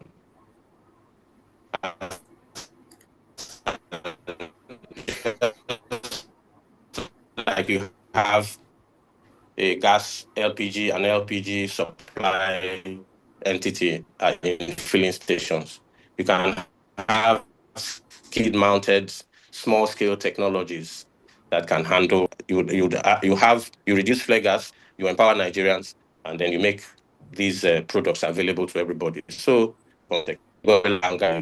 transition fuel to reduce carbon emissions and also. Can you hear me? Your network is a bit unstable. Can you hear me? Yes, we can hear you. Did you hear me? Yes, we did. Or did you hear my closing? Sorry. Yes. Okay. Yes. Okay. Thank you very much. Thank you. Thank you so much, sir, for your response. And one key thing is understanding where we are currently. So over to you, Lucky. All right, Esther, thank you very much. Moving forward, due to time constraint, we would enjoin our speakers to sort of help us manage the time to just limit our responses to 2-3 minutes so we can have all our questions taken within the stipulated time. So thank you very much. Thanks for the first round. And moving on to the second round, we'll be we'll be asking Beatrice Yambola some of the questions that we have here. Is some of your work include low carbon technologies such as hydrogen and alternative fuels. What role do you see for energy storage technologies like batteries and hydrogen in the energy transition? Yeah. My Beatrice? Yeah. I was just trying to get my video on. So I had to turn on my video. But thanks again. So your question is around the potential role of batteries and hydrogen in the energy transition. So it's for things I think I mentioned before around the grid and grid instability. I think that is one key point that batteries can come in. So we already have batteries everywhere, like, right? That's a technology that we understand. The biggest issue right now is around scaling it, and also allowing it have the right capacity, and the right kind of length. So right now, batteries are mostly short-term storage, in that you're able to get a couple of hours from batteries to then use to back up your grid. So right now, a big role for batteries to play, batteries specifically to play, is around the grid, I would say, but also around places that require high reliability of electricity. So a big use of that and a growing use of that is in data centers across the world. A lot of them are concentrated outside Africa right now, but there's every potential that the world will start to look at Africa for points or positions to place their data centers, based on the fact that we have an abundance of natural resources for generating low carbon power. We know that data centers require a lot of power. So that's another point where potentially the use of batteries could be extremely useful in being backup power for some of these kind of data centers and big drawers of power and electricity. For hydrogen, so again, I think the conversation around this has changed a little bit over the years, and I think we're learning and developing, right? So over time, our views on where any of these technologies will play a role has changed. So a big one for hydrogen specifically is that in the last few years, even though the world has explored how we can use hydrogen in every way possible, in potentially in like small vehicles, so like cars, we've started to see that the world is pulling back from that, understanding that with the high risk associated with storage of hydrogen, because it needs to be stored at extremely low temperatures, with the high risk involved with hydrogen, but also the way that the technology is, it's better in certain applications, such as in large vehicles that require a lot of power, like let's say trains, for example. So that's still being explored. But I think the biggest thing for me, and where I see hydrogen playing a part, maybe most soonest, is around industry. So I think it can start to potentially replace gas in certain industries. I think it's one of the big things that's being looked at for harder to abate sectors, like steel, like making cement. Those are the ones where we think it's hardest because they're very energy intensive.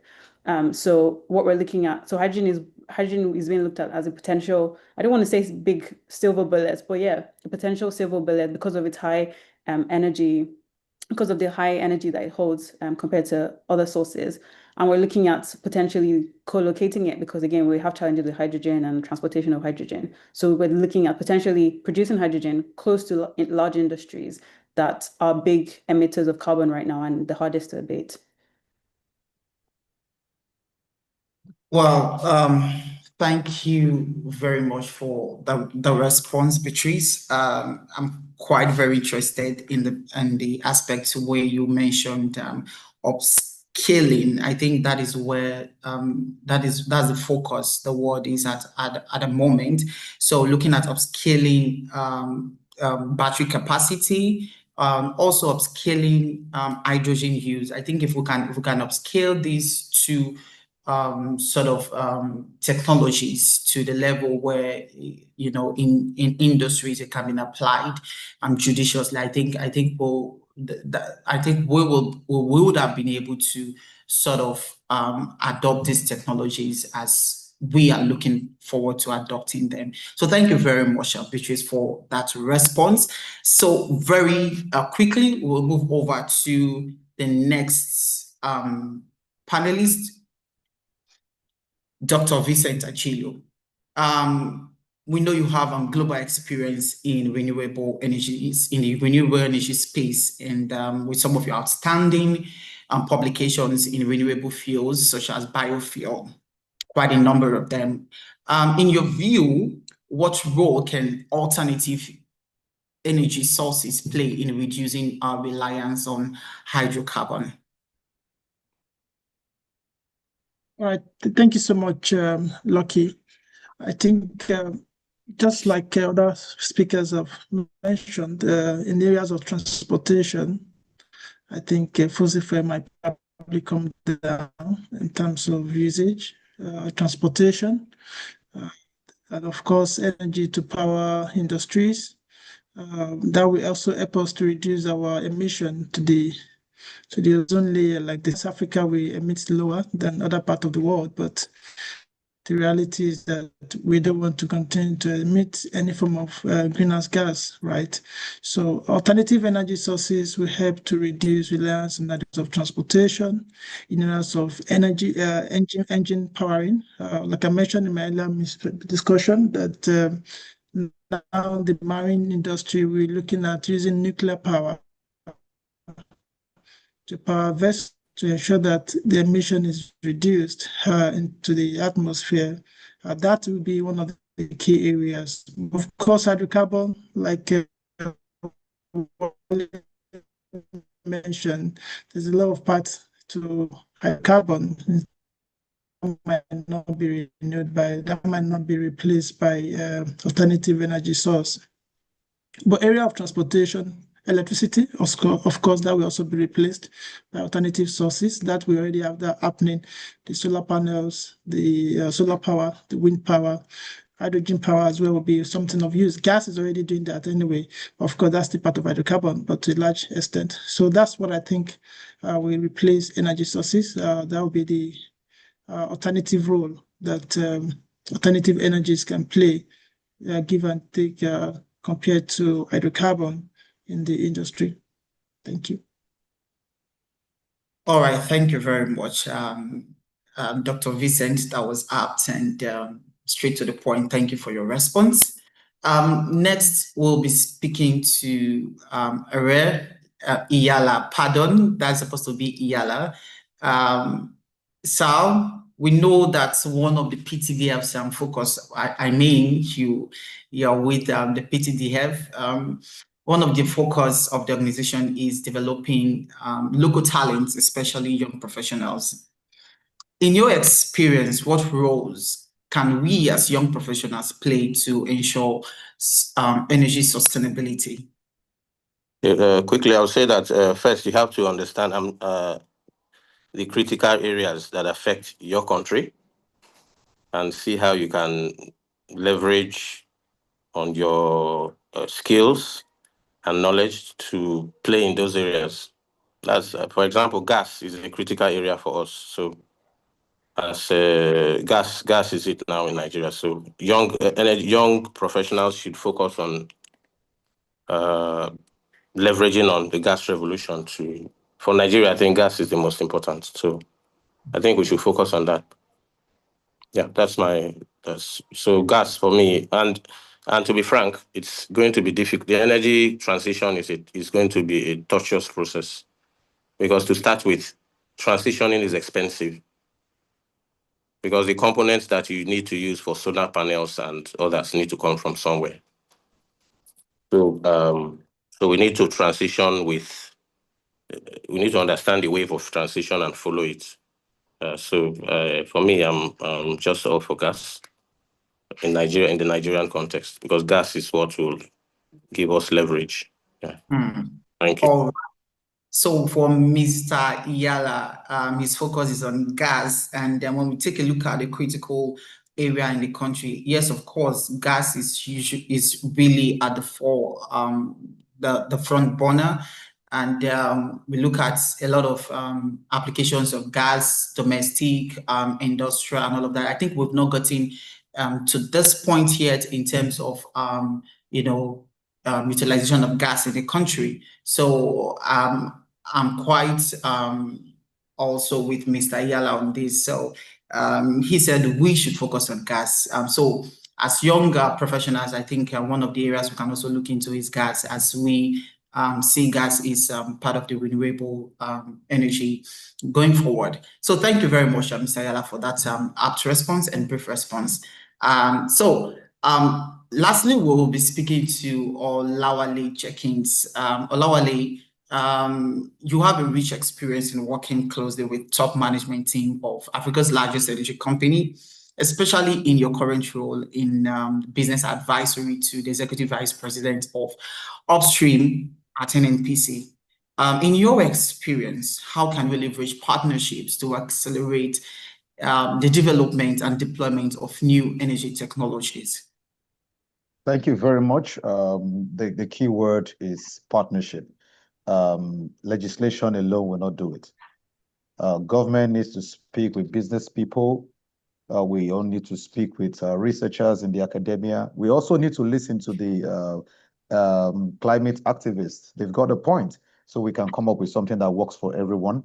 Then two, it should not be only one country driving the whole agenda or one region driving the whole agenda. We must have platforms for international conversations to be able to situate where each person is. Like a dear senior here, Mr. Ere Yala mentioned, each country is in a unique position. Nigeria is a very unique position. When you say transition, from what to what exactly? So we need to have that kind of conversation so we can situate where we are and then be able to bring our unique perspective so that the transition is just and then it is sustainable. We also would be recommending that we put our money where our mouth is. We're speaking a lot about transition, about sustainable future with respect to energy. Where is the money going to come from? We need to come up to team up with that. And the kind of requirements we bring forward for green financing should be such that is really with a DEI in mind, not to skew the requirements to things that don't really speak to the data. Today, as mentioned earlier, we contribute maybe just about 4% to global emissions. So the policy must follow the emission, not the entities that are listed on the surface. We also need to work more in terms of developing the technology transfer platforms, and then creating the right environment where the regulators, technology developers, and business people are able to speak to one another eye to eye so that the solutions we are bringing, the market will be ready for it, and then it can achieve its real objectives. Yeah, so that's how I'm going to answer this question. Thank you. All right, Mr. Jenkins, thanks for the response. And like you mentioned, enabling environment, I think that is what we need currently, especially in Nigeria. We need an enabling environment that will foster collaborations between businesses, private sector, and the government.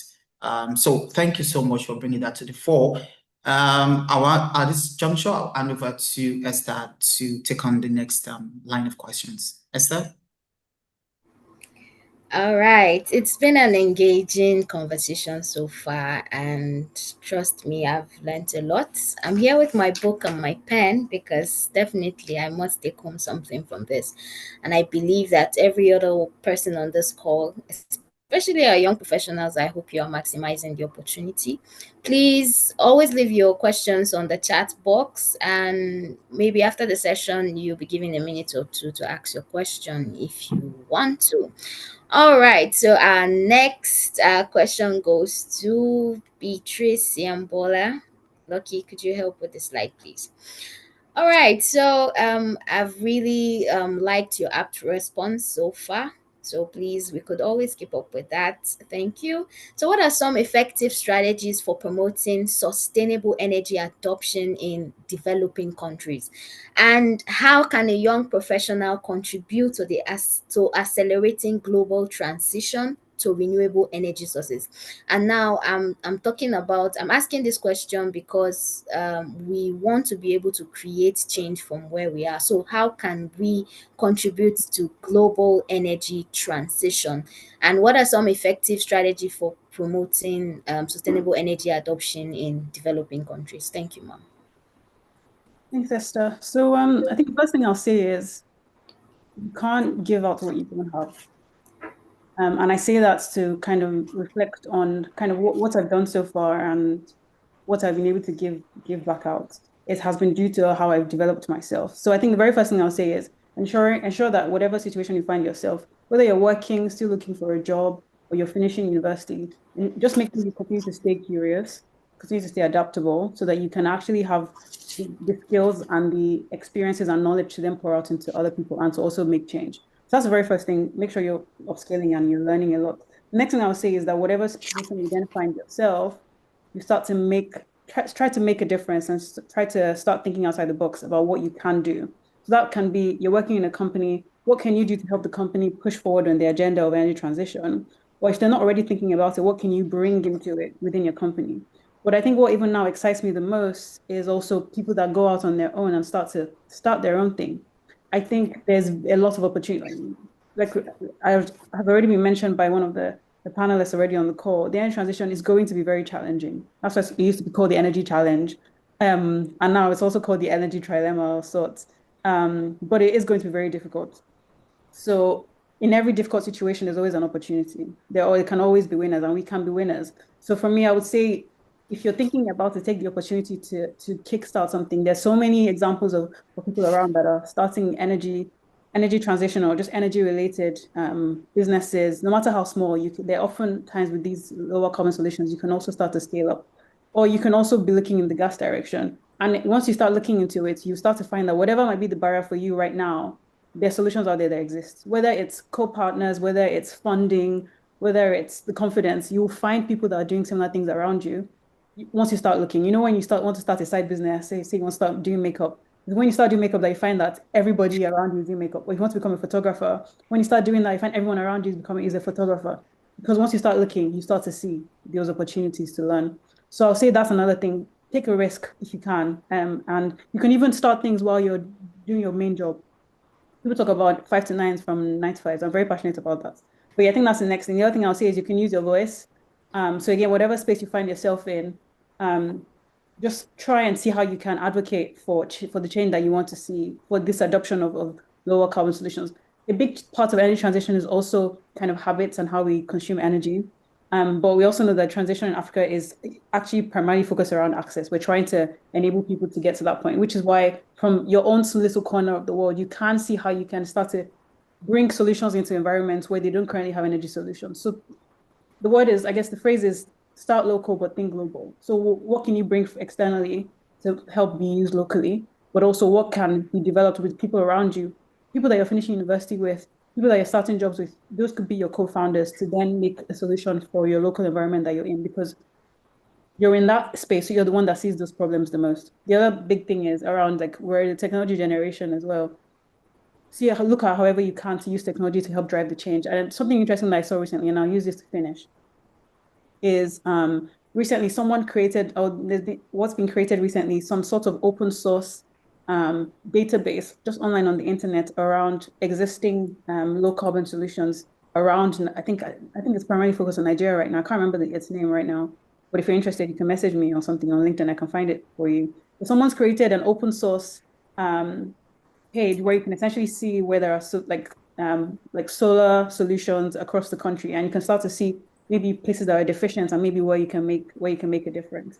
And there's so many ways that people are using these technologies to then like further sustainable energy.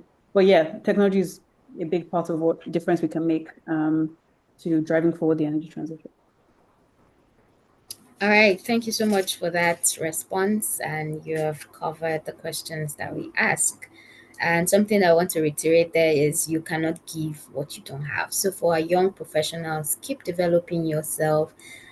There are always opportunities around us. Sometimes it's just us who are not utilizing them or even seeing them. So keep developing yourself, keep upskilling in areas that you need. And don't be afraid to use your voice and bring in whatever knowledge that you have acquired so far. Thank you so much, ma'am, for that response. And quickly, we'll be going over to the next panelists and Dr. Iyala. So, what policy frameworks and incentives are needed to support the adoption of sustainable energy or technologies? And also would like to know what financing options are available for sustainable energy projects. So these are two questions we'd like you to tackle in a short while. Thank you so much, sir.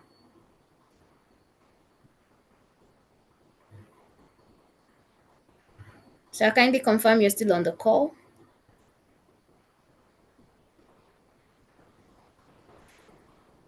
Okay, so while we'll give Dr. Ayala some time to come back on the call, let's move forward to the next question.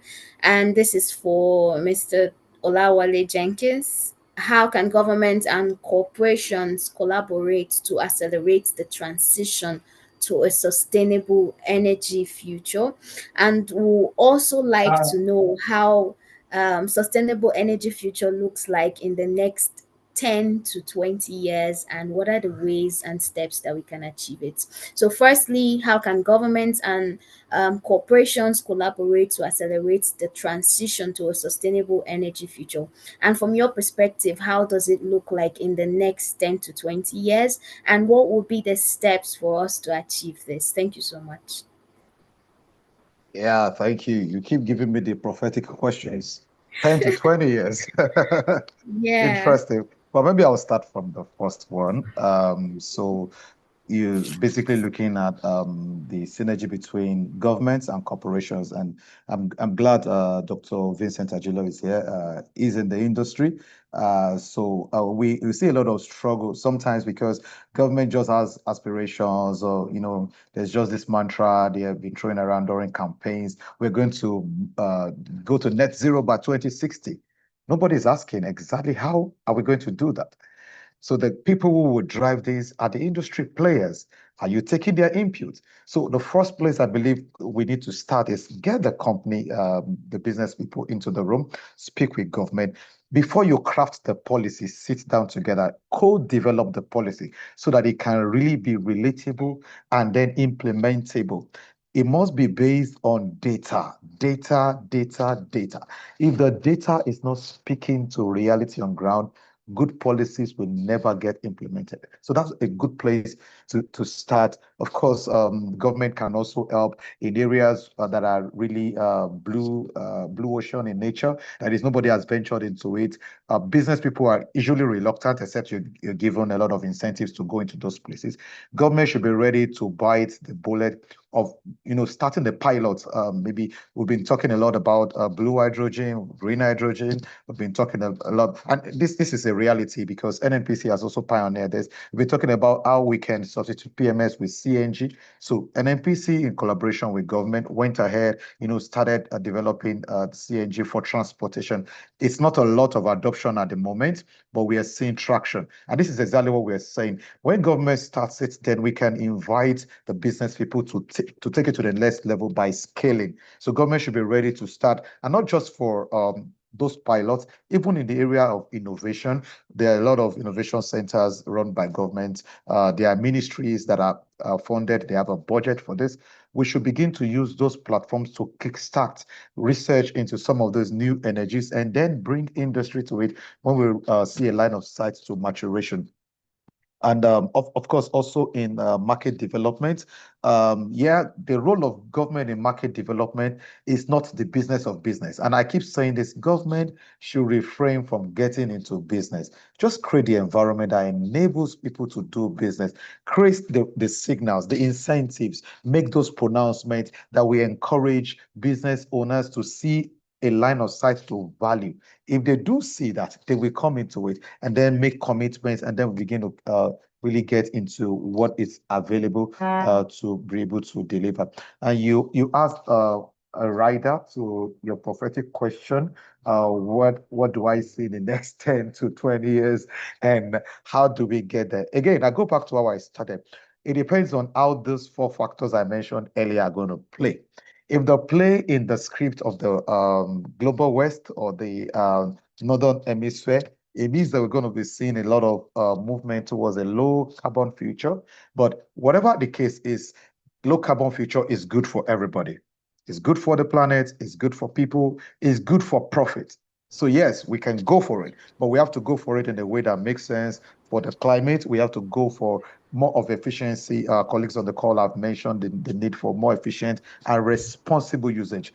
This is what I see is going to happen more. And we're already seeing the signal today in my house. My wife goes around switching off lights where people leave rooms. Yeah, we have not yet automated our own. People are getting the signal. If you don't want to spend too much on power, you need to change your behavior around consumption. Yeah, like has been mentioned, we need to see more DEI in this space. It's a new area, and we've got an opportunity, especially also in the area of resource utilization. We've got to be more responsible and create a circular economy. Some of the things we can do to achieve that I've mentioned earlier. So, but just to reiterate them, we need to invest not just talk about it, we need to invest and enable the investment. We need to reform how business is done so that we enable those who can do business to do it for us. We need to finance the transition. We need to foster global collaboration internationally. Africa needs to step up. We need to position for the future so we are not disadvantaged in the new economy. But last but not the least is that we need to continue to work on technology. And this is where young professionals in SP are invited to open our creative minds and be part of the equation by bringing the technology that will be needed for the future. Right. I hope I've prophesied enough. Yes, you have, surely. And I hope our young professionals are getting these things right. So please, if you are still here, just type on the chat box, I am here. One thing I've learned to do when I'm in meetings is to always be present. So if you want to be here, then be here. Be here fully. If you don't want to be here, it's also fine. But when you are here, please say you are here and stay here. Make sure you are taking actionable ideas to help you push your career forward. Thank you so much for that discussion or conversation so far. We'll be going back to Dr. Air, who was network made him unavailable for a while. So we'll be going back to his question. Lucky, please, can you move to the previous slide? All right, sir, your question is this: what policy frameworks and incentives are needed to support the adoption of sustainable energy or technologies? And what financing options are there for these transition energy projects? What financing options do you think are available for these projects? Over to you, sir. Of course, with the Petroleum Industry Act, I'll speak for gas first, then I'll go to renewables. There's the Mid and Downstream Gas Infrastructure Fund, which supports small to medium scale gas projects. They are disbursing now, so it's just about information.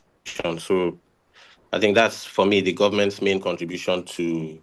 And then they have another agency called the Rural Electrification Agency, which also supports off-grid, especially solar solutions. So they are, and generally there are very many financing opportunities for renewable energy, because the challenge is that oil and gas projects are not getting enough financing now because of this green energy focus. So the West is actually doing more of financing renewable energy projects. So there's a lot of finance out there. So basically, like for Nigeria, everything is just focused mainly on gas and then solar. There are some notable solar projects. Yeah. But what I want to reiterate again that this might be controversial, but we have energy access challenges already. So there's a lot of people in Nigeria that don't even have access to the energy that we want to transition from.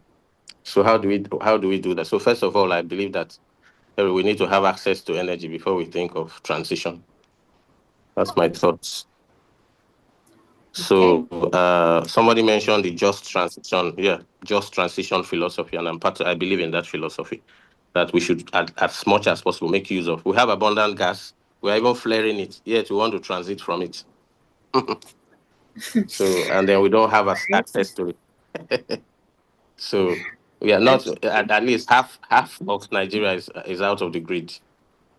So our position in the energy our position in our context in the energy transition is what government is studying. Actually, government was part of the COP, and we have nationally determined contributions to climate change reduction. So the Nigerian Gas Flare Commercialization Program is one of those projects that the government is undertaking to fulfill that obligation. So we're working, but at the same time, energy access is also very important to us. And also we have so much resources on the ground that we have not used.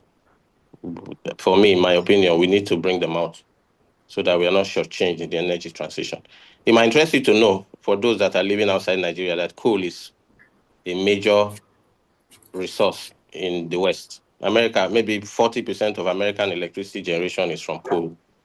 Same with the UK. And I believe that coal is a much less favorable than gas or even crude oil. But so we need to also understand the geopolitics around these things and adapt it to our context. Yeah, thank you.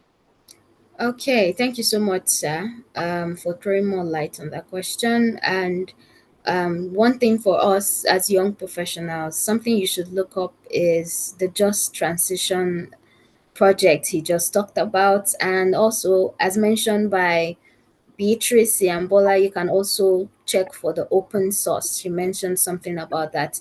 These are things you should look up. You should be aware so that when we have conversations around this, you are not just mute. You have an idea what is being said.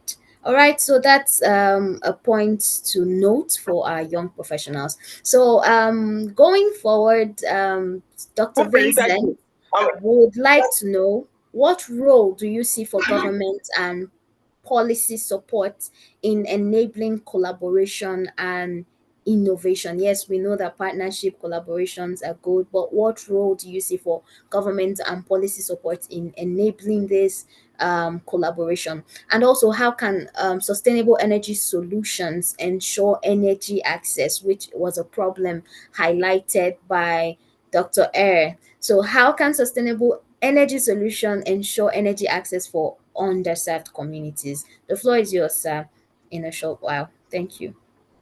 Thank you, Esther, for that question, or those questions, rather. So I'll start from the second one, if you don't mind. Okay, it's fine. Yes, yeah. sure.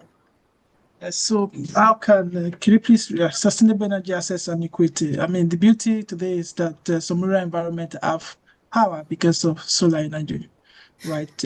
We don't have grids getting to those locations, but due to solar panels, solar energy, they're able to generate their own energy. So now energy generation is a bit decentralized to a large extent. Not fully, but to a large extent, it's decentralized. So I think the incoming SP chairman also mentioned that in his estate now, people now run on solar energy.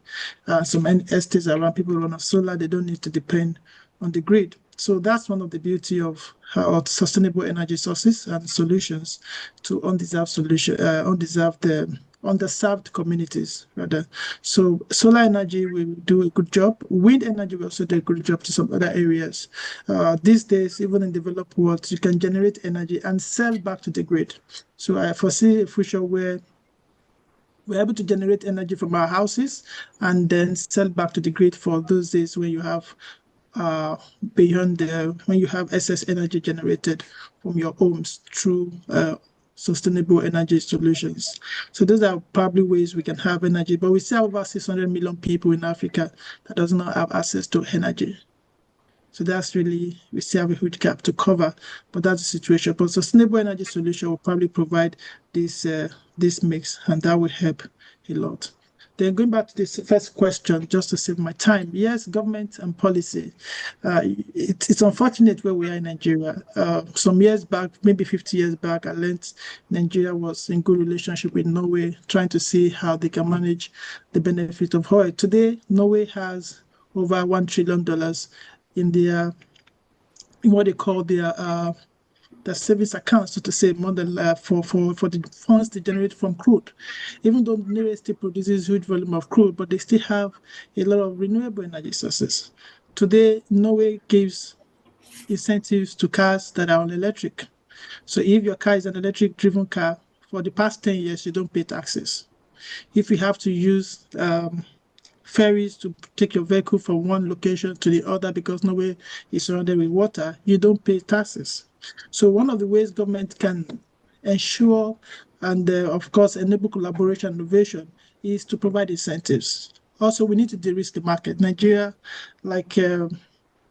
Yala mentioned, our country is not seen as proven as a good location for investment. So government need to de-risk some of this investment to enable, so if you're able to de-risk the investment, it makes it more economically viable. It makes it more attractive to the investors.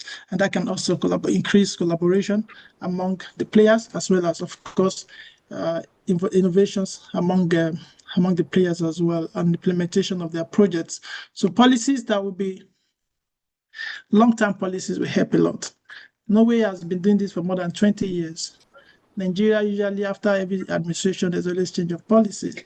So it doesn't make it attractive to people who want to invest. These are capital investment. So we would like to encourage the government to have long-term frameworks and policies that we know that in the next 20, 30 years, this still remains. And some of these investments are capital intensive. Usually you don't break even till after 10, 20 years. So you need investment environment where framework, government policies, administrations are also good. Of course, we also avoid overlapping agencies. In Nigeria, we have almost, for instance, the oil and gas industry, we have almost 20 agencies trying to do something for the oil and gas. We have 4 or 5 doing the same thing.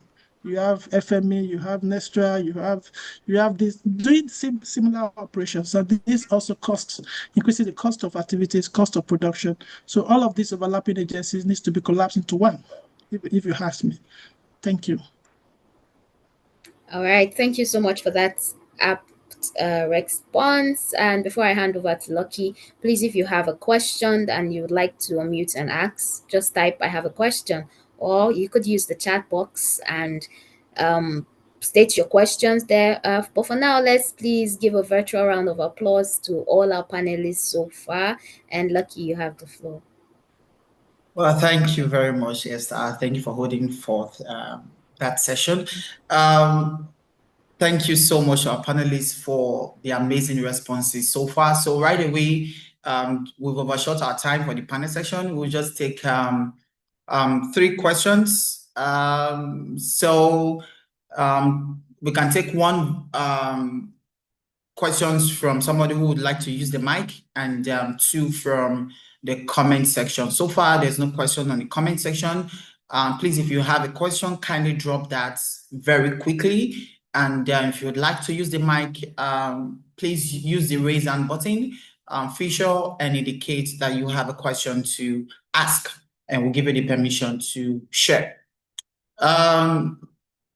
So we are waiting for that. We'd like to take that in the next 5 minutes. So we will move over to the next item on today's program. Thank you so much, our panelists.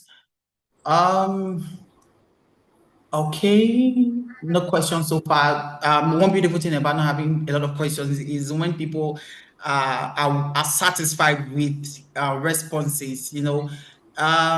Okay, Esther's hand is raised up. I wouldn't want Esther to ask a question. You've asked too many questions already. Oh, no. I'm not asking the question. There's this thing I just want to do, and while we are waiting for the question, please, I'd like panelists, while we are waiting for you said we have 5 minutes. I'd like a panelist to share one fun fact about themselves that wasn't included in their bio. Just take maybe a minute, just tell us something that is not in your bio. So we'll start with Dr. Vincent while we are waiting for questions.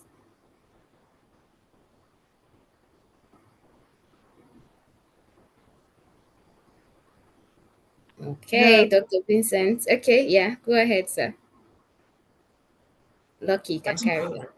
Okay, recently I think I was featured by Forbes Africa as part of energy industry drivers developing and ensuring growth in the oil and gas space in Nigeria. That said, I'm also a young guy, like you can see. I'm a young professional, if I want to say, in terms of age. Okay, so I'm just like you. You have the best you can. I'm here to support, to encourage you, to make sure that you achieve the future. Thank you. Interesting fun fact. That's applaudise for the last feature. Yeah, thank you so much for sharing. So, Beatrice, let's hear from you. Yeah, sure. I think mine would be the fact that I'm also a photographer as well. Wow, interesting. So I do portraits and event photography. So when I was referring to artists and photographers, I was referring to myself too. Yes, interesting. We can see that. Yeah, interesting. So let's hear from Mr. Iyala.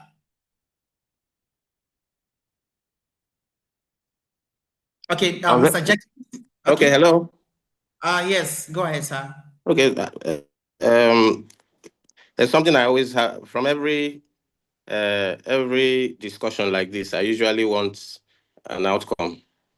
So for this, I usually was okay. What going forward? What are we going to do about this topic? So that's what I would like us to take away from here. So maybe you form something around this topic and see how we're going to walk ahead towards making a contribution. I always like to do that in all anything I'm involved in. Yeah. So what's after now? What next? So Okay. I'd like that too. Yeah. Yeah. Okay. Thank you very much. So we'll move over to Mr. Jenkins.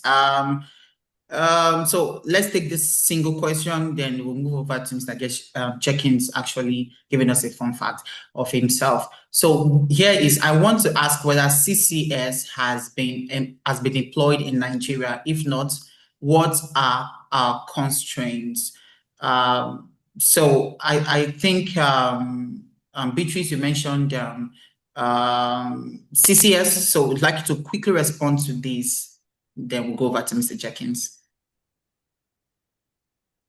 Yeah, I can give a very brief response to this. So personally, I'm not very familiar with CCS in the Nigerian space, so I don't have an answer to that. Somebody maybe better position to answer it. But I think in general, a reason why CCS is still a challenge right now is it's very high cost, it's very capital intensive, but also the technology is still being worked on.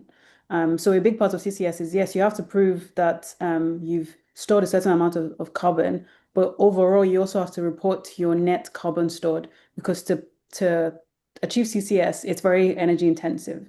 So where are you getting that energy from, and how much carbon is that creating compared to how much you're actually storing can be a big challenge. So if anybody else has anything to add to that. Interesting. So Mr. Jenkins, a fun fact of you, and if you'd like to take this question. All right. Thank you. Fun fact, I'm a late joiner to TikTok. I joined last year. Interesting. Yeah. So to your question on CCS, it's a buzzword. So I'm in the upstream, so we get to do this. In all honesty, it's just something we are playing with at the moment because, as Beatrice said, it's very capital intensive. We're still at the nursery stage in the technology adoption with respect to decarbonization initiatives. Where we are now is still doing satellite imaging, trying to pilot some of our assets onshore to be able to monitor how much emission is really coming from them and in what manner. So at least we can do some planning. We've got some initiatives with some of our partners, European partners in particular, and even some international organizations are volunteering to do this pro bono with us on a 6-month or 1-year basis to basically understand our system, gather data. But we are not yet at that point where we can say we are ready to deploy CCS to our operations. What we are doing at the moment is that we are curtailing gas flaring. We are seeking more and more room for monetization of flare gases. And this is exactly what we are doing now, as much as possible, also re-injecting where there is a line of sight towards improving oil recovery. So, but for CCS in particular, there's still some time horizon to overcome. Yeah. All right. That was apt. Thank you, sir, Mr. Jenkins. So very quickly, before we hand over this session to the main moderators, we would like to take a photography section, including all our panelists. If you can turn on your cameras wherever you are, all panelists and every participant on the call, I will quickly stop sharing my screen. Then we'll take a quick photograph. Then we'll call it the last session for this. Okay. So you can see our beautiful panelists on the call. So with a thumbs up and the response SP Cleaner Energy, you don't need to unmute your mics. I just want to see the thumbs up. Then we can take this session. So energy, SP. Clean energy. Clean energy. Okay. Clean energy. Okay, please, another one shortly. Pardon. Okay. Just want to confirm this has been taken. Okay. SPE. Clean energy. Okay.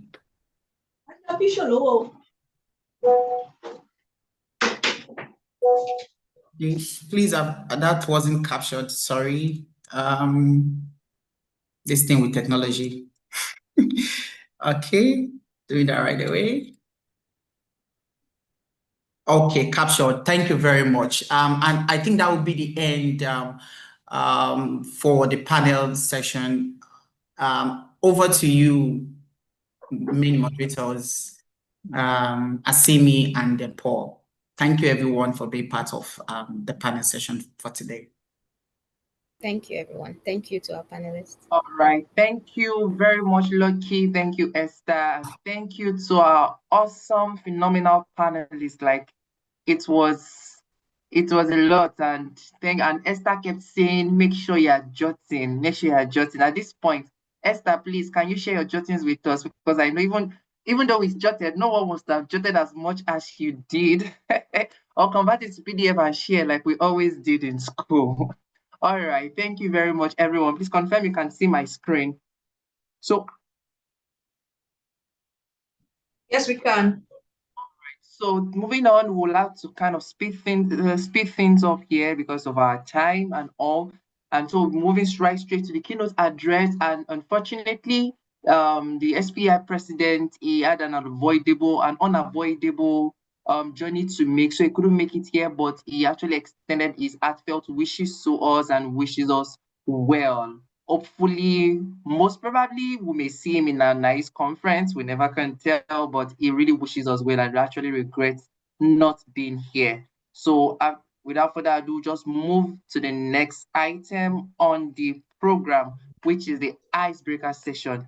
Now, we're approaching the climax of the event, as we'll still have the breakout session where we'll look at some technologies that actually really so imagine technologies in our current energy space. But before them, let's try to break some ice and lighten the mood a bit, because we've been having a series of lectures, we've been jotting, we've been getting a lot of bad boosts in our heads and or trying to get inspired and trying to make up for trying to get things that will help us even going forward. So Juliana, over to you. Please lead us as we break some ice. Thank you.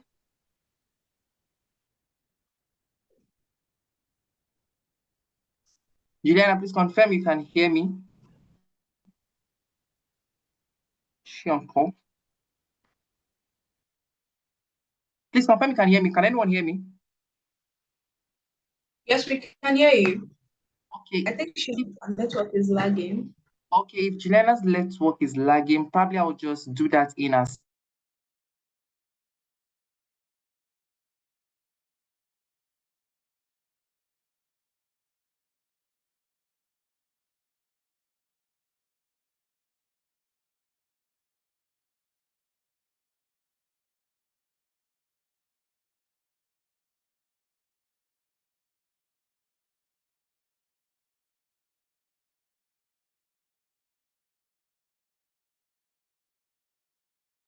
Please confirm you can see my screen. Yes. You Yes, can see my please. screen. All right, what can you see on my screen? Let me be sure that you can actually see my screen. Energy riddles. Perfect. So in Juliana's stead, I'll just take us through the icebreaker session as soon as possible. So let's get ready. So please, I'd like you to drop your comments in the chat box then while I ask the question. So let's get right to it. So I'll be asking a series of questions relating to energy. Some, I believe you will. Some you may or you may not.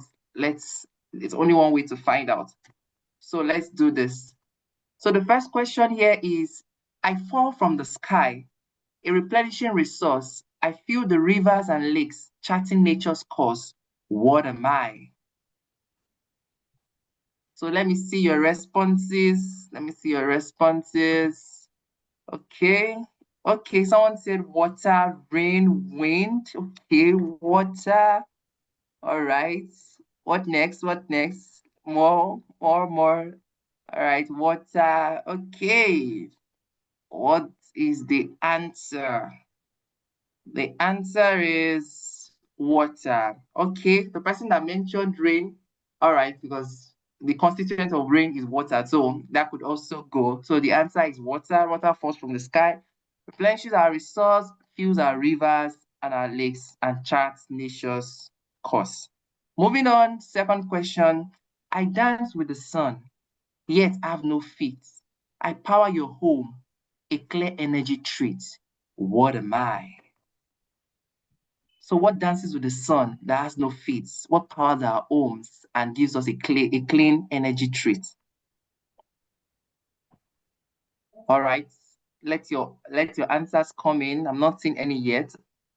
Let your answers come in. Let your answers come in. What dances with the sun? Okay, let me give you a hint. What form of energy dances with the sun?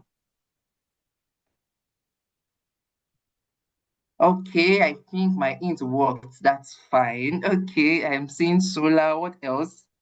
Solar. Okay, then let's make this a bonus question because I give you a hint. All right, what's the answer? The answer is solar. Yes, solar energy gives us a clean energy treat. All right, solar energy. Moving forward, number 3, it says, deep in the earth, a it I hold. I warm your buildings as stories are told. What am I? All right, someone said geothermal. Wow, okay.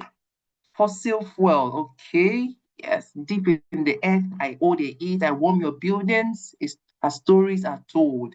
So when you're hearing your midnight stories, your late night stories, where do you stay? When you stay outside, what kind of energy are you feeling? All right. So slide deck says geothermal energy. Yes, that's the answer. That's the energy from within the ground. Moving forward, number 4, in the ocean wide, I glide and hide. With a shock, I defend and provide. What am I? So what glides and hides in the ocean?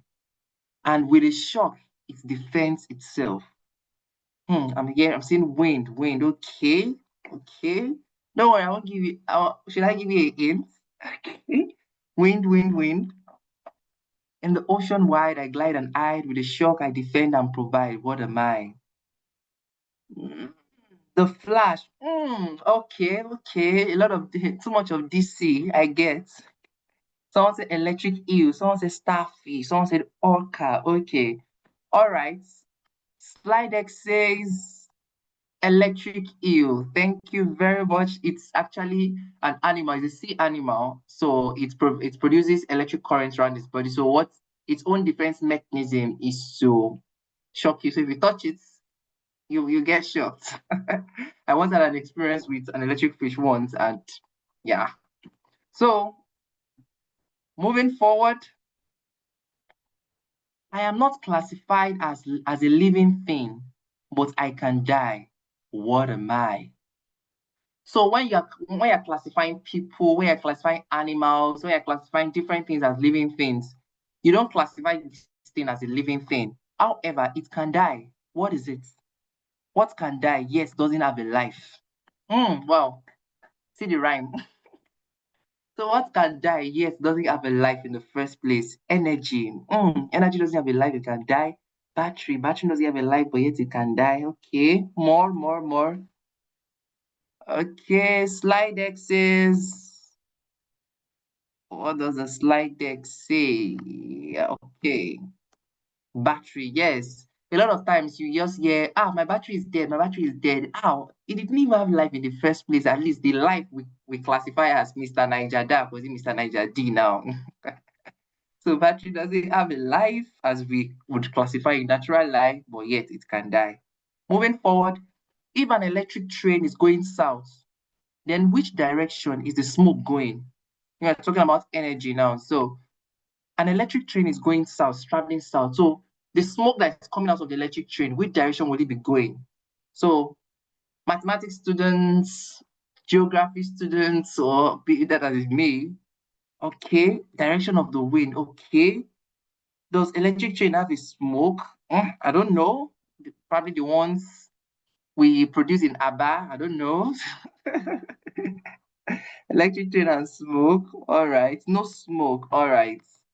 But you never can tell. You never can tell. So but the slide deck says none. Electric trains don't give off smoke. Yes, that's why they're electric trains. Yes, no, you're not burning coal, you're not burning fossil fuels, so it's electric.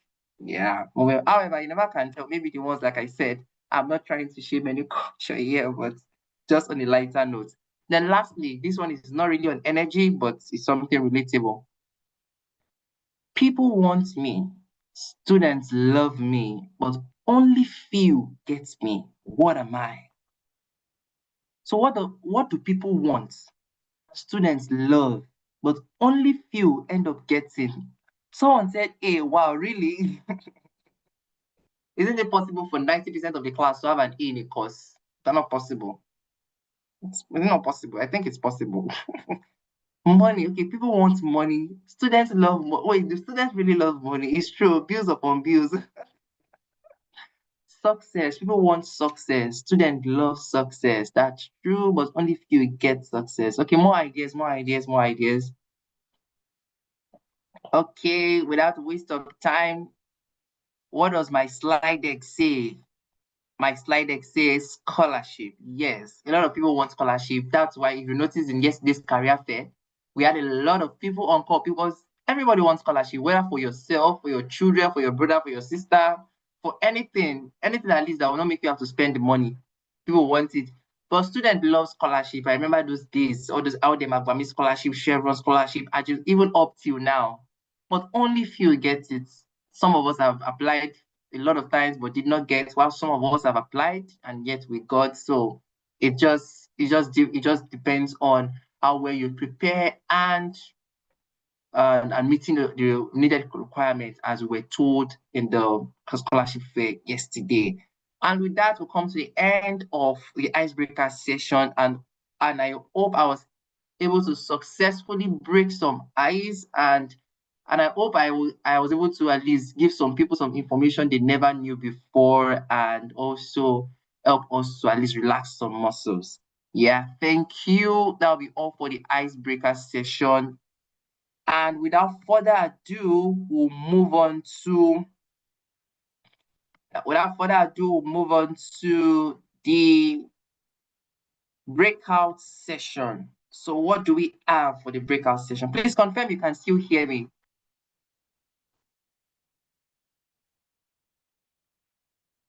Hello, everyone. Confirm you can still hear me. Yeah, we can hear you. Yes, We can hear you, Paul. All right. Oh, thank you. So moving on to breakout session. So we have a list of speakers here who will be in different classes, about 3 different classes, just trying to give us introduction into some relevant technologies, some relevant softwares in the energy space today. So on the first, and I'll just quickly go through their bios before we go into the breakout session. So quickly, Franklin Fidelis is going to be taking us on introduction to process simulation using ICES. And Franklin is a young and vibrant professional with a deep passion for energy industry. Currently works at Arade Refineries Limited as an analyst, where he provides analytical support to refinery operations and process engineering team. He has a lot of medals to his art, and however, is still committed to continuous learning and professional growth, and is presently pursuing an MSc in process engineering in the University of Port Harcourt. Thank you very much, Franklin. Please confirm you can hear us. Say aye.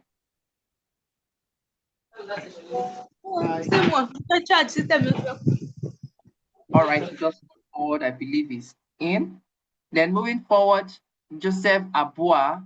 Joseph Abua is a passionate and driven reservoir engineer holding a first-class honors degree in petroleum engineering from the Federal University of Petroleum Resources. EFRUN is currently a graduate reservoir engineer at Cypher Crescent Limited, and he has led several innovative projects, including near completion of a 3 black oil reservoir simulator tailored for heterogeneous reservoirs.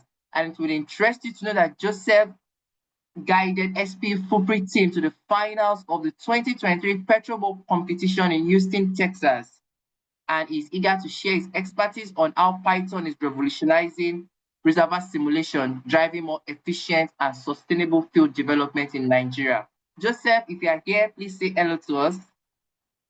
Hello. Hi, Paul. All right. Thank you, Joseph. And lastly, we have Samuel Aribiloki. Samuel is a dedicated and results-driven petroleum engineer with hands-on experience in reservoir evaluation, production optimization, and artificial lift systems. He holds a bachelor's degree in petroleum engineering from Naya Delta University and works with Sokono Engineering Services Limited. His expertise includes reservoir simulation, hydrocarbon recovery, and the use of petroleum engineering software such as Prosper, which will be taking us on today. And it brings a strong understanding of both surface and subsurface processes and a passion for driving efficiency through data-driven decision making. Mr. Samuel, if you are here, can you please say hello to us? Okay. Hello, everybody. Yeah, thank you very much. Thank you very much. So without further ado, we'll be going into the breakout room. So the breakout rooms have been named according to the topic. So we have process simulation with ISIS, we have reservoir simulation with Python, well optimization with Prosper. So whichever it is you want to learn from, please join the breakout room when you see the prompts. So briefly, I will engage the breakout room and please confirm, I would like to confirm if all our speakers are already co-hosts so that they can be able to share when they are in the rooms. Okay, Franklin is co-host already. We have, who else? Okay. Yes, they are all co-hosts. Okay, they are all co-hosts already. All right, perfect. So I'll opening the rooms now. So please let me know if you have any challenge. Thank you.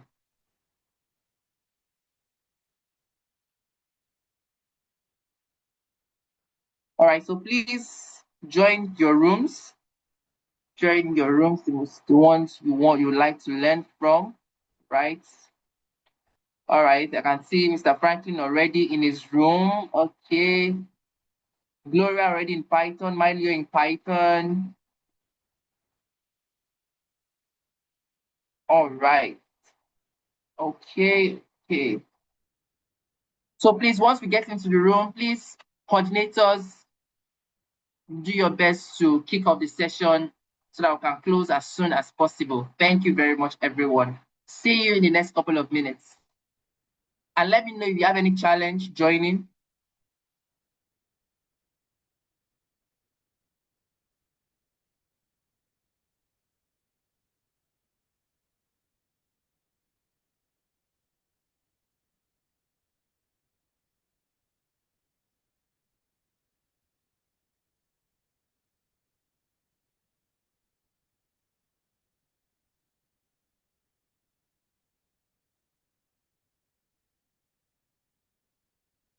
So for those that haven't joined any yet, are you having any challenge?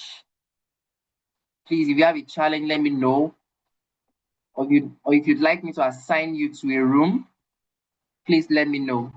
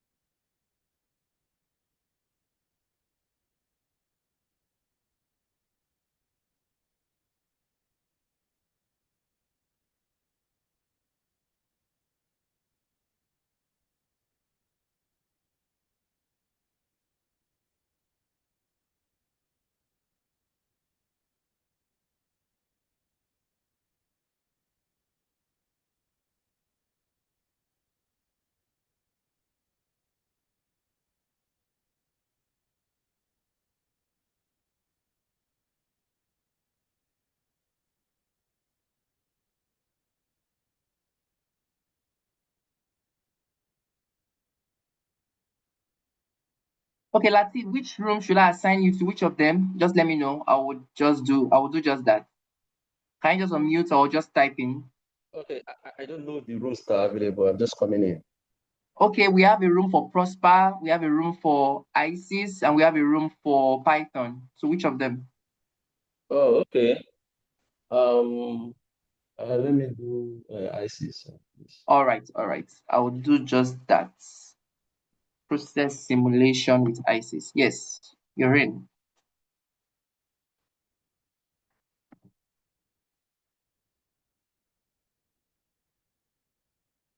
So let me know if you'd like me to assign you to a room. Can just leave it in the chat box or just message or just unmute and speak. Yeah.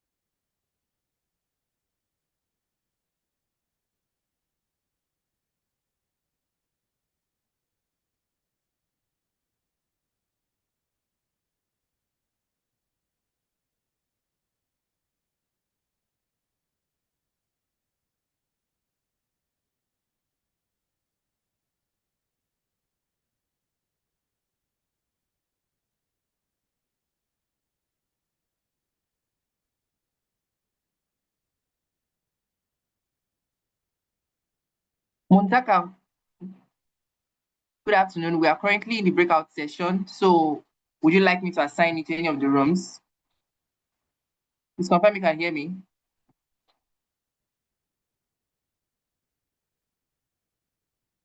Hello? Montaka? Okay.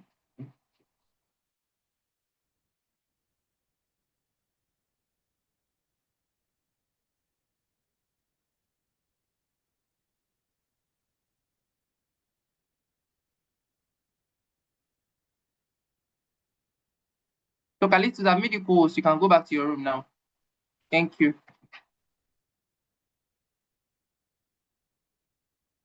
Calixtus, can you hear me?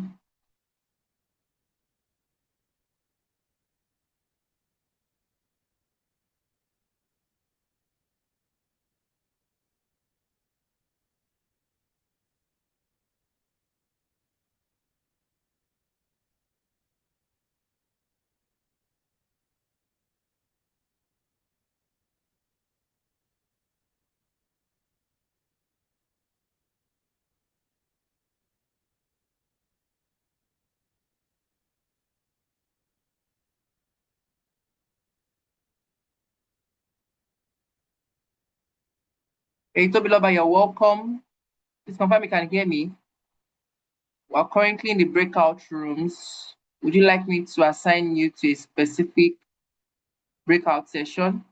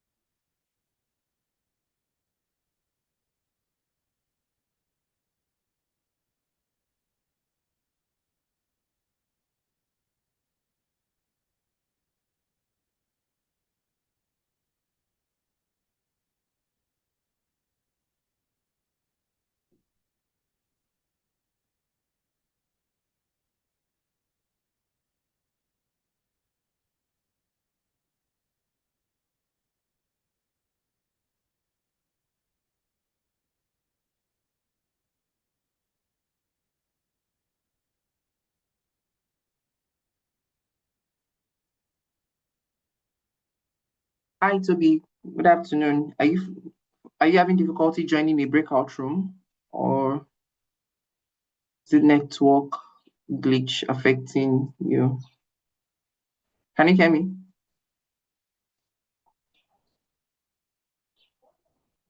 Yes, I can hear you. I think I'm having difficulty joining Okay, so the breakout. which one would you like to join? Let me just assign you. I think that will be better. Sorry, I Is it the, just saw the flyer. I thought I would be oh, okay, there is in class. I process don't want the simulation. flyer that's talking about engineering. Sorry, can I know the All right. Okay, so we have process simulation with parts? ISIS, we have reservoir simulation with Python, and we have well intervention with Prosper. So which of them? Okay, I think you've joined one already. Okay. Okay. Can you hear me? Okay, she's in already.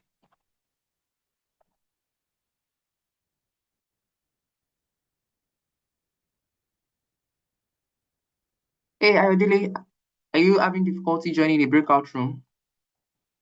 Confirm you can hear me.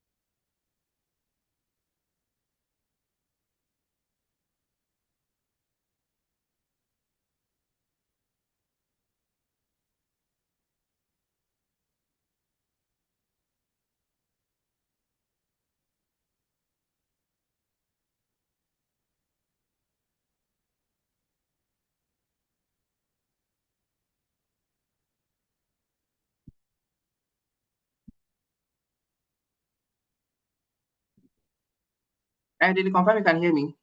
Are you having issues joining?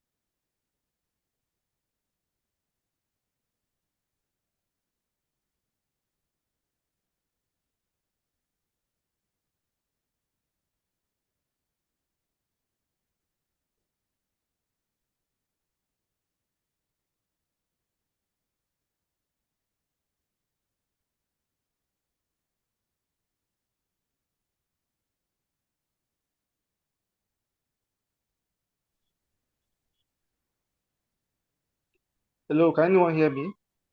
Yes, I can hear you, Anthony. Okay, I'm not hearing anything. Is the session holding? Is the program holding? Yes, it is. We're actually in breakout rooms. So we have three breakout rooms currently. We have one on ISIS, one on Prosper, and one on Python. So which one would you like to join? I'll just Okay, assign you to. so the one on Python. All right, that's fine. I'll do that just now. Yeah, you're in.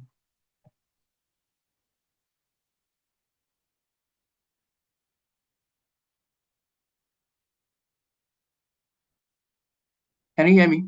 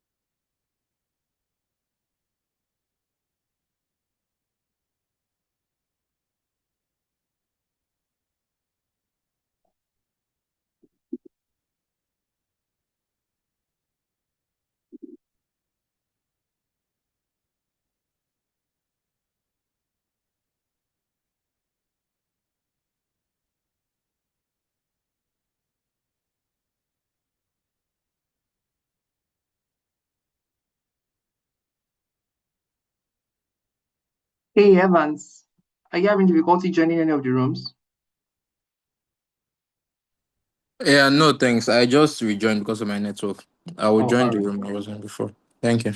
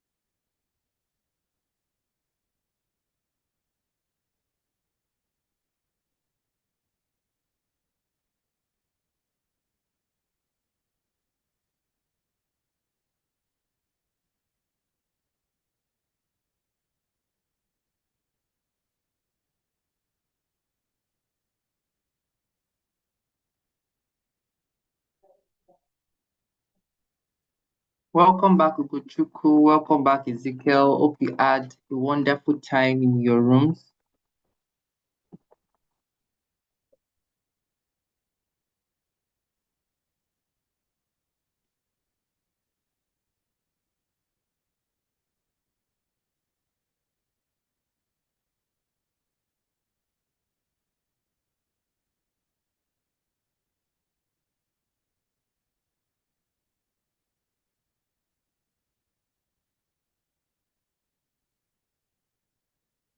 Welcome back, Marie. Welcome back, Sir Nelson. Hope you had an impactful session in your room.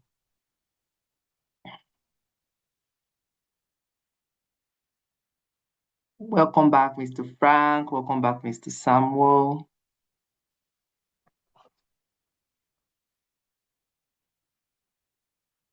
Thank you. Thank you. Thank you, sir. Yes.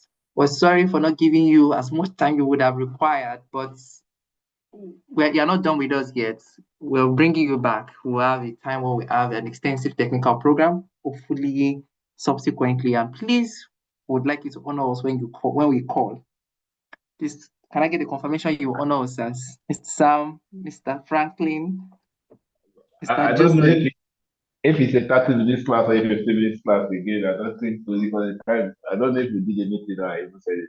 The time is too short. No, that's what I'm saying. Like, we're going to have an extensive session. So the plan was just to have an introductory session today. But we're going to have an extensive session coming forward subsequently. So that's why I'm trying to book our slots down now so that you honor us when we call. It's all right, no problem. All right, thank you. Mr. Franklin, am I getting a confirmation from you too? No problem. I thought I done 30 minutes again. Of course, don't worry, it's not going to be 30 minutes. Before you on the software, the 30 minutes are finished. Thank you so much. It's not going to be 30 minutes. So look forward to having more or less like a workshop by God's grace. Yes, same goes for Mr. Joseph. Please confirm you honor us when we call. Yeah, 100%, 100%. All right. Thank you. Thank you. Welcome back, everyone. Is everyone back or do I need to deport? Do I need to deport them? Sorry, here? Paul, can I interject at this point? All right. All right. Can you hear me, Paul? Yes, I can hear you. All Yeah, right, we thank can. you. All right, thank you. Big thank you to all our breakout session speakers. Just a quick apology. We know this is just like an introduction to the topic, so that's why we have limited time. We're not actually planning to have like a full lecture, but we have the plan of setting a full technical session on this because we know we had a lot of interest. A lot of persons signify they want to learn this, and we just want to use the sessions to whet our appetite to get people prepared for what is to come in the future. So that's why we have this short time. So thank you so much once again. We know we'll be having a session for appreciation, but I just want to shift this in. Also, a big shout out to Mr. Latif Karim. So I know he's one of his reservoir simulator and he's here with us. We have some other industry professionals that just came to this session also. So we're sorry for disappointing you, but like the session stated, it was supposed to be an introduction. And so we hope you forgive us and you respond to our call next time because we are planning a full-blown session to have you guys with us again. Thank you very much. All right, thank you very much, Symposium Chair. You've rightly said everything. Yeah, thank you very much, everyone. So, without further ado, I would like us to just quickly have a photograph session with the breakout speakers, because I know they've been here. Some of them have been here since the beginning. So that if they would like to leave before we just, although we're running up soon, we just have a quiz session to go. After our quiz session, we'll have our remarks and we'll be done. So, but before then, let's have a photography session. So everyone turn on your cameras and yes. Sir Frank, I can see you in your coverall. Yeah, well done, sir. Thank you for making our time. Yeah, all right. Okay, please, let's have our videos on, our cameras on. All right, Manuel, I see you. Mr. Latif, our mentor, I see you. And Sir Peter, I see you. All right, let's have our photos. Let's have our cameras on. Okay. Ezekiel, I see you. Oh, I haven't even turned mine on. Apologies. I was so focused on trying to make you guys turn yours on. All right, Ijeoma, I see you. So I'm taking the first shot now. SP. Cleaner energy. Cleaner energy. All right. So with a thumbs up now, SP. Cleaner energy. Cleaner energy. All right, keep the thumbs up. SP. All right. Don't mind that you're not seeing my thumb. I need my thumb for the photo. All right. Thank you very much, everyone.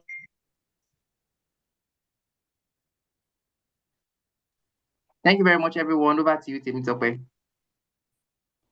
Right, thank you so much. Thank you to everyone that stayed with us. So right about now, we'll just be going over to the quiz session. Paul, please can you help me move the slides? Yeah, so the quiz session is going to be interactive. Let us all engage, and I'll be handing over to Engineer Emmanuel Oku, who is, please help me move the slide. Thank you. Yeah, so Oku Emmanuel is a petroleum engineer and is a young professional. I'm part of the SPE Worries section, so it will help us handle the quiz moderation. Please confirm you're on the call. Engineer Emmanuel. Yes, yes. Good evening, or good afternoon, everyone. Yes, I'm on the call, please. All right, thank you. Over to you now. All right, Emmanuel, I'll be transferring the host rights to you now so that you can take over.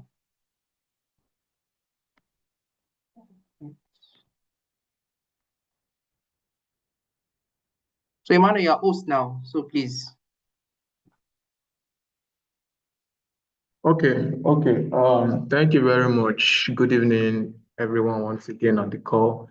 It's been an exhaustive and educating period. I mean, left with me, I would have even said, if it's possible, let's carry on this event till evening. I mean, from the panel session, the keynote address, and now this breakout session. It was too short though. Please, we need that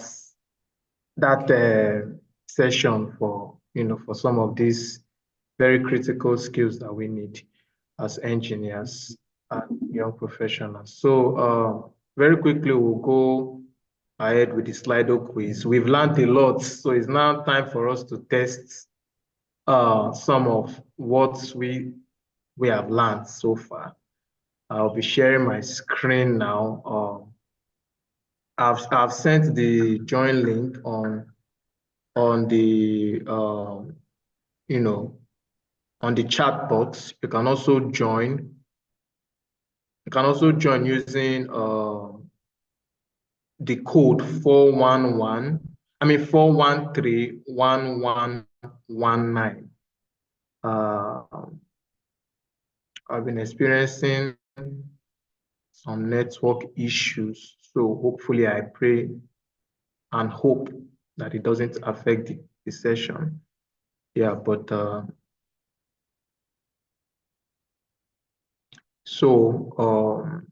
just coming to see if our session can load. But please, we can still join the call. Everyone on the call can still join the meeting using the link that was sent on the group.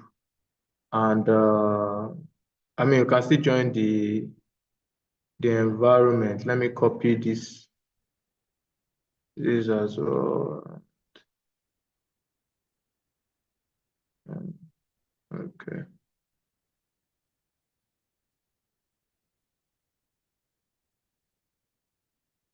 I've also sent the join link on the group. Don't know why. Yeah, the network issues.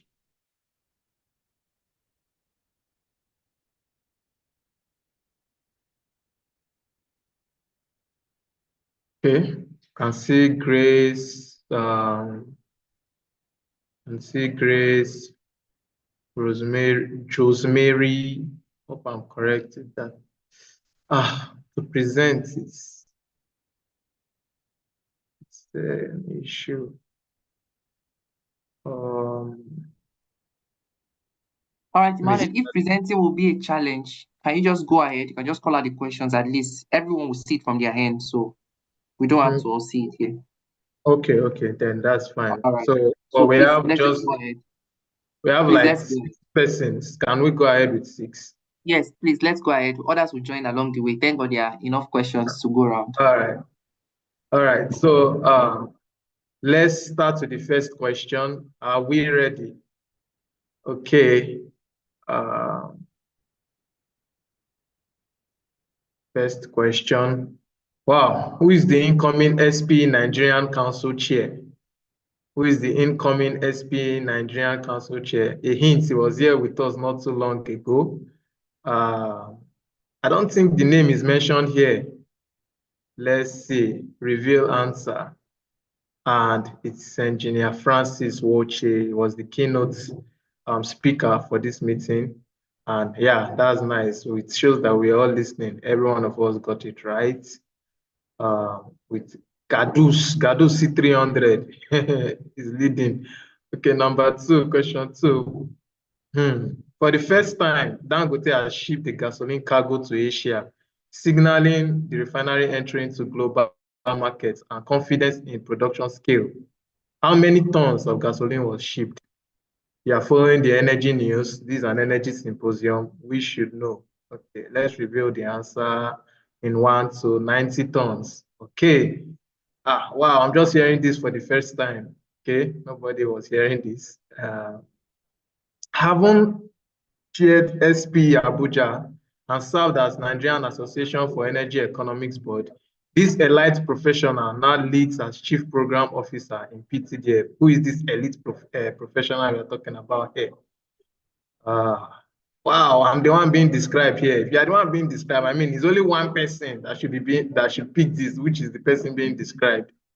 Let's think you're the one being described. Okay, on 2, 3, 3, 2, 1, let's reveal our answer. And yes, it's Engineer Iyala. He was one of our panelists for the meeting today. Okay, let's say our leaderboard. Let's see who is leading.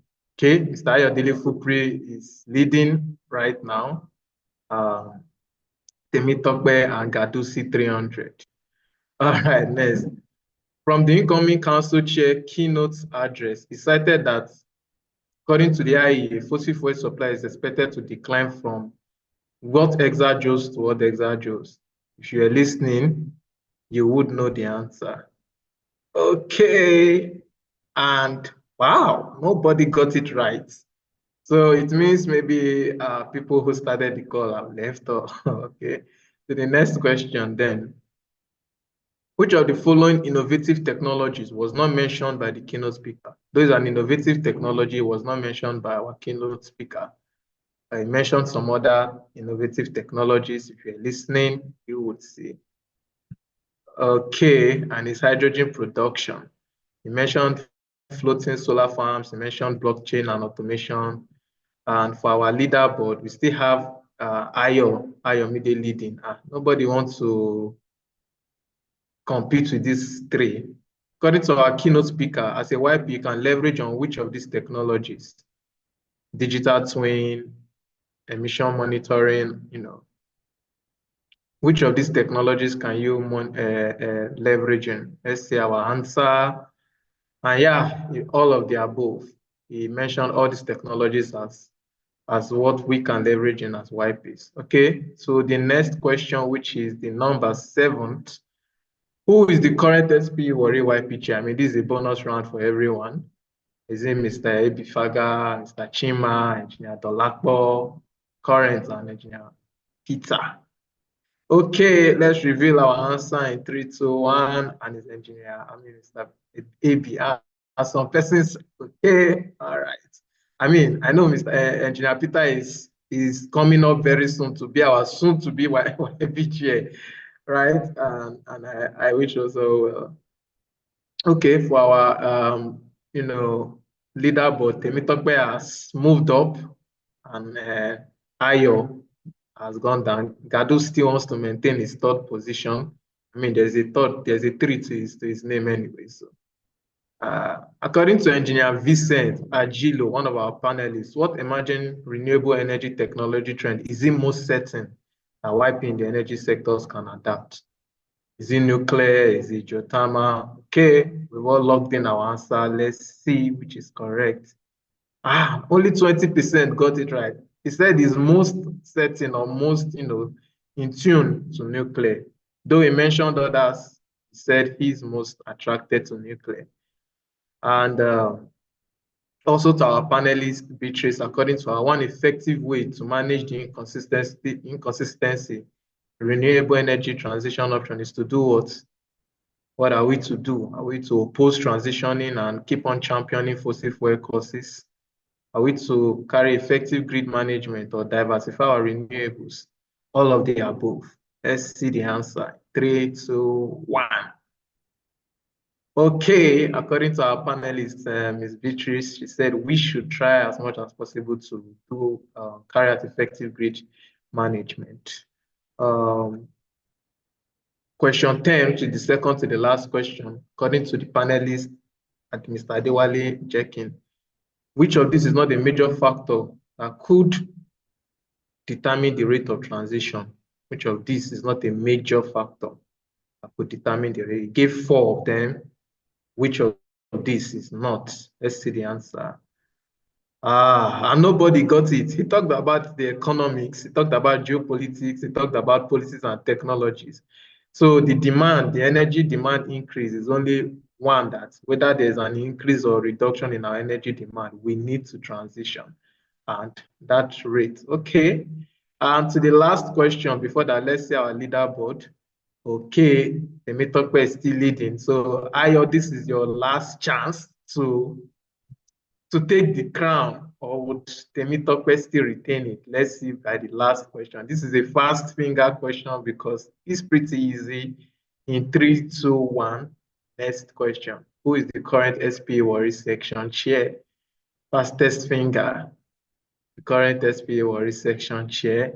I'm locking our answer in 3, 2, 1.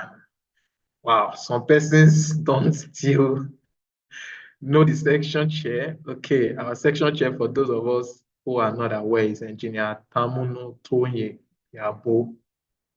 Let's reveal our final leaderboard. Wow, Mr. Ayo. Ayo finally won. Okay, thank you very much, everyone, for participating. Congratulations to the winners, Ayo, Temitope, and Grace. Please do well to reach out to either Mr. Paul or I think Mr. Paul after the session to win your prizes. Thank you much, everyone, for engaging, and bye. Do enjoy the rest of your day. All right, thank you very much, Emmanuel, and congrats to the winners. So please, for those that want, for the first three, we have some prizes for you. So please just put it, get a screenshot of the leaderboard and send to you and let us know who you are. So just send to the number I just dropped on the group chat, on the chat box. So that's my WhatsApp number there. So just reach out to me for your prize. I just reshared it again. The name is Paul. Thank you very much, everyone. Emmanuel, please, can you transfer the host rights back? And Temitope, please, you have the floor. All right, thank you so much, Emmanuel, for handling the quiz session. It was really engaging, and the winners should definitely reach out to Mr. Paul for their prizes. On to the next, we're going to be talking about the announcements. So coming up in SP Worry section, SP Worry section will be holding our annual general meeting on the 20th of July. We'll also be holding the SP Worry YP contest, which is coming up on July 5th. And currently, the Nigeria Annual Conference and Exhibition registration is currently on. That is for the NICE conference, is currently on. Please ensure that you register, and it's coming up on the 4th to 6th of August 2025. Let us all take this opportunity to register, and we'll just be going over to the last part, which will be the vote of thanks. Please, Engineer Nelson, confirm you're on the call to help us take the vote of thanks. Temitope, please, can you share the screen from your end? Unfortunately, I wasn't given the right host rights back, so thank you. Yeah. Good afternoon, everyone. Please confirm you can hear me and you can also see me. Yeah, we can hear you. Please go ahead. All right, thank you. Thank you so much. Yeah, it's been a wonderful session. It's been an insightful session. and started exactly 12 noon, and up to now, this is about 3 hours, 30 minutes, just like we planned. And I just want to say, first of all, a big thank you to everyone. So, resource persons that have been so wonderful. Thank you for sharing your wealth of knowledge, your experiences, and engaging us in the presentations. I know most of them are not here again, but we'll still reach out to them to appreciate them for spending their time with us today. Thank you so much to all our senior professionals who also joined the call, to our section chair, to every other senior member of the SP section, and SP at large. So I just want to thank all the young professionals, all the students, everyone who was part of this session. Thank you for showing up. Thank you for putting up such enthusiasm. Thank you for the curiosity to learn, for participating. To all our breakout room session speakers, thank you so much for sharing your knowledge, for teaching us or giving us the introduction to the softwares. I wish, like I said earlier, we'll be calling you back to give us like a full-blown lecture, and we're expecting to have you and learn from you as well. To wrap this up, I would like to thank every member of the team, every volunteer, every organizing team member who has put in their time, their efforts, their resources, and everything you've put in behind the scene to support, to make sure that this program is a huge success. I want to appreciate you all. Thank you so much. God bless you. And I pray that even as we continue volunteering and giving our best to SP, and that even our individual goals and aspirations will all be met by God's grace. Thank you so much once again, and have a wonderful rest of the day. All right. Thank you, Symposium Chair. Thank you. Bye, everyone. And please, winners, don't forget to reach out to me. Goodbye, everyone. Bye, everyone. Good night. Thank you all for joining. Bye. Bye. Thank you.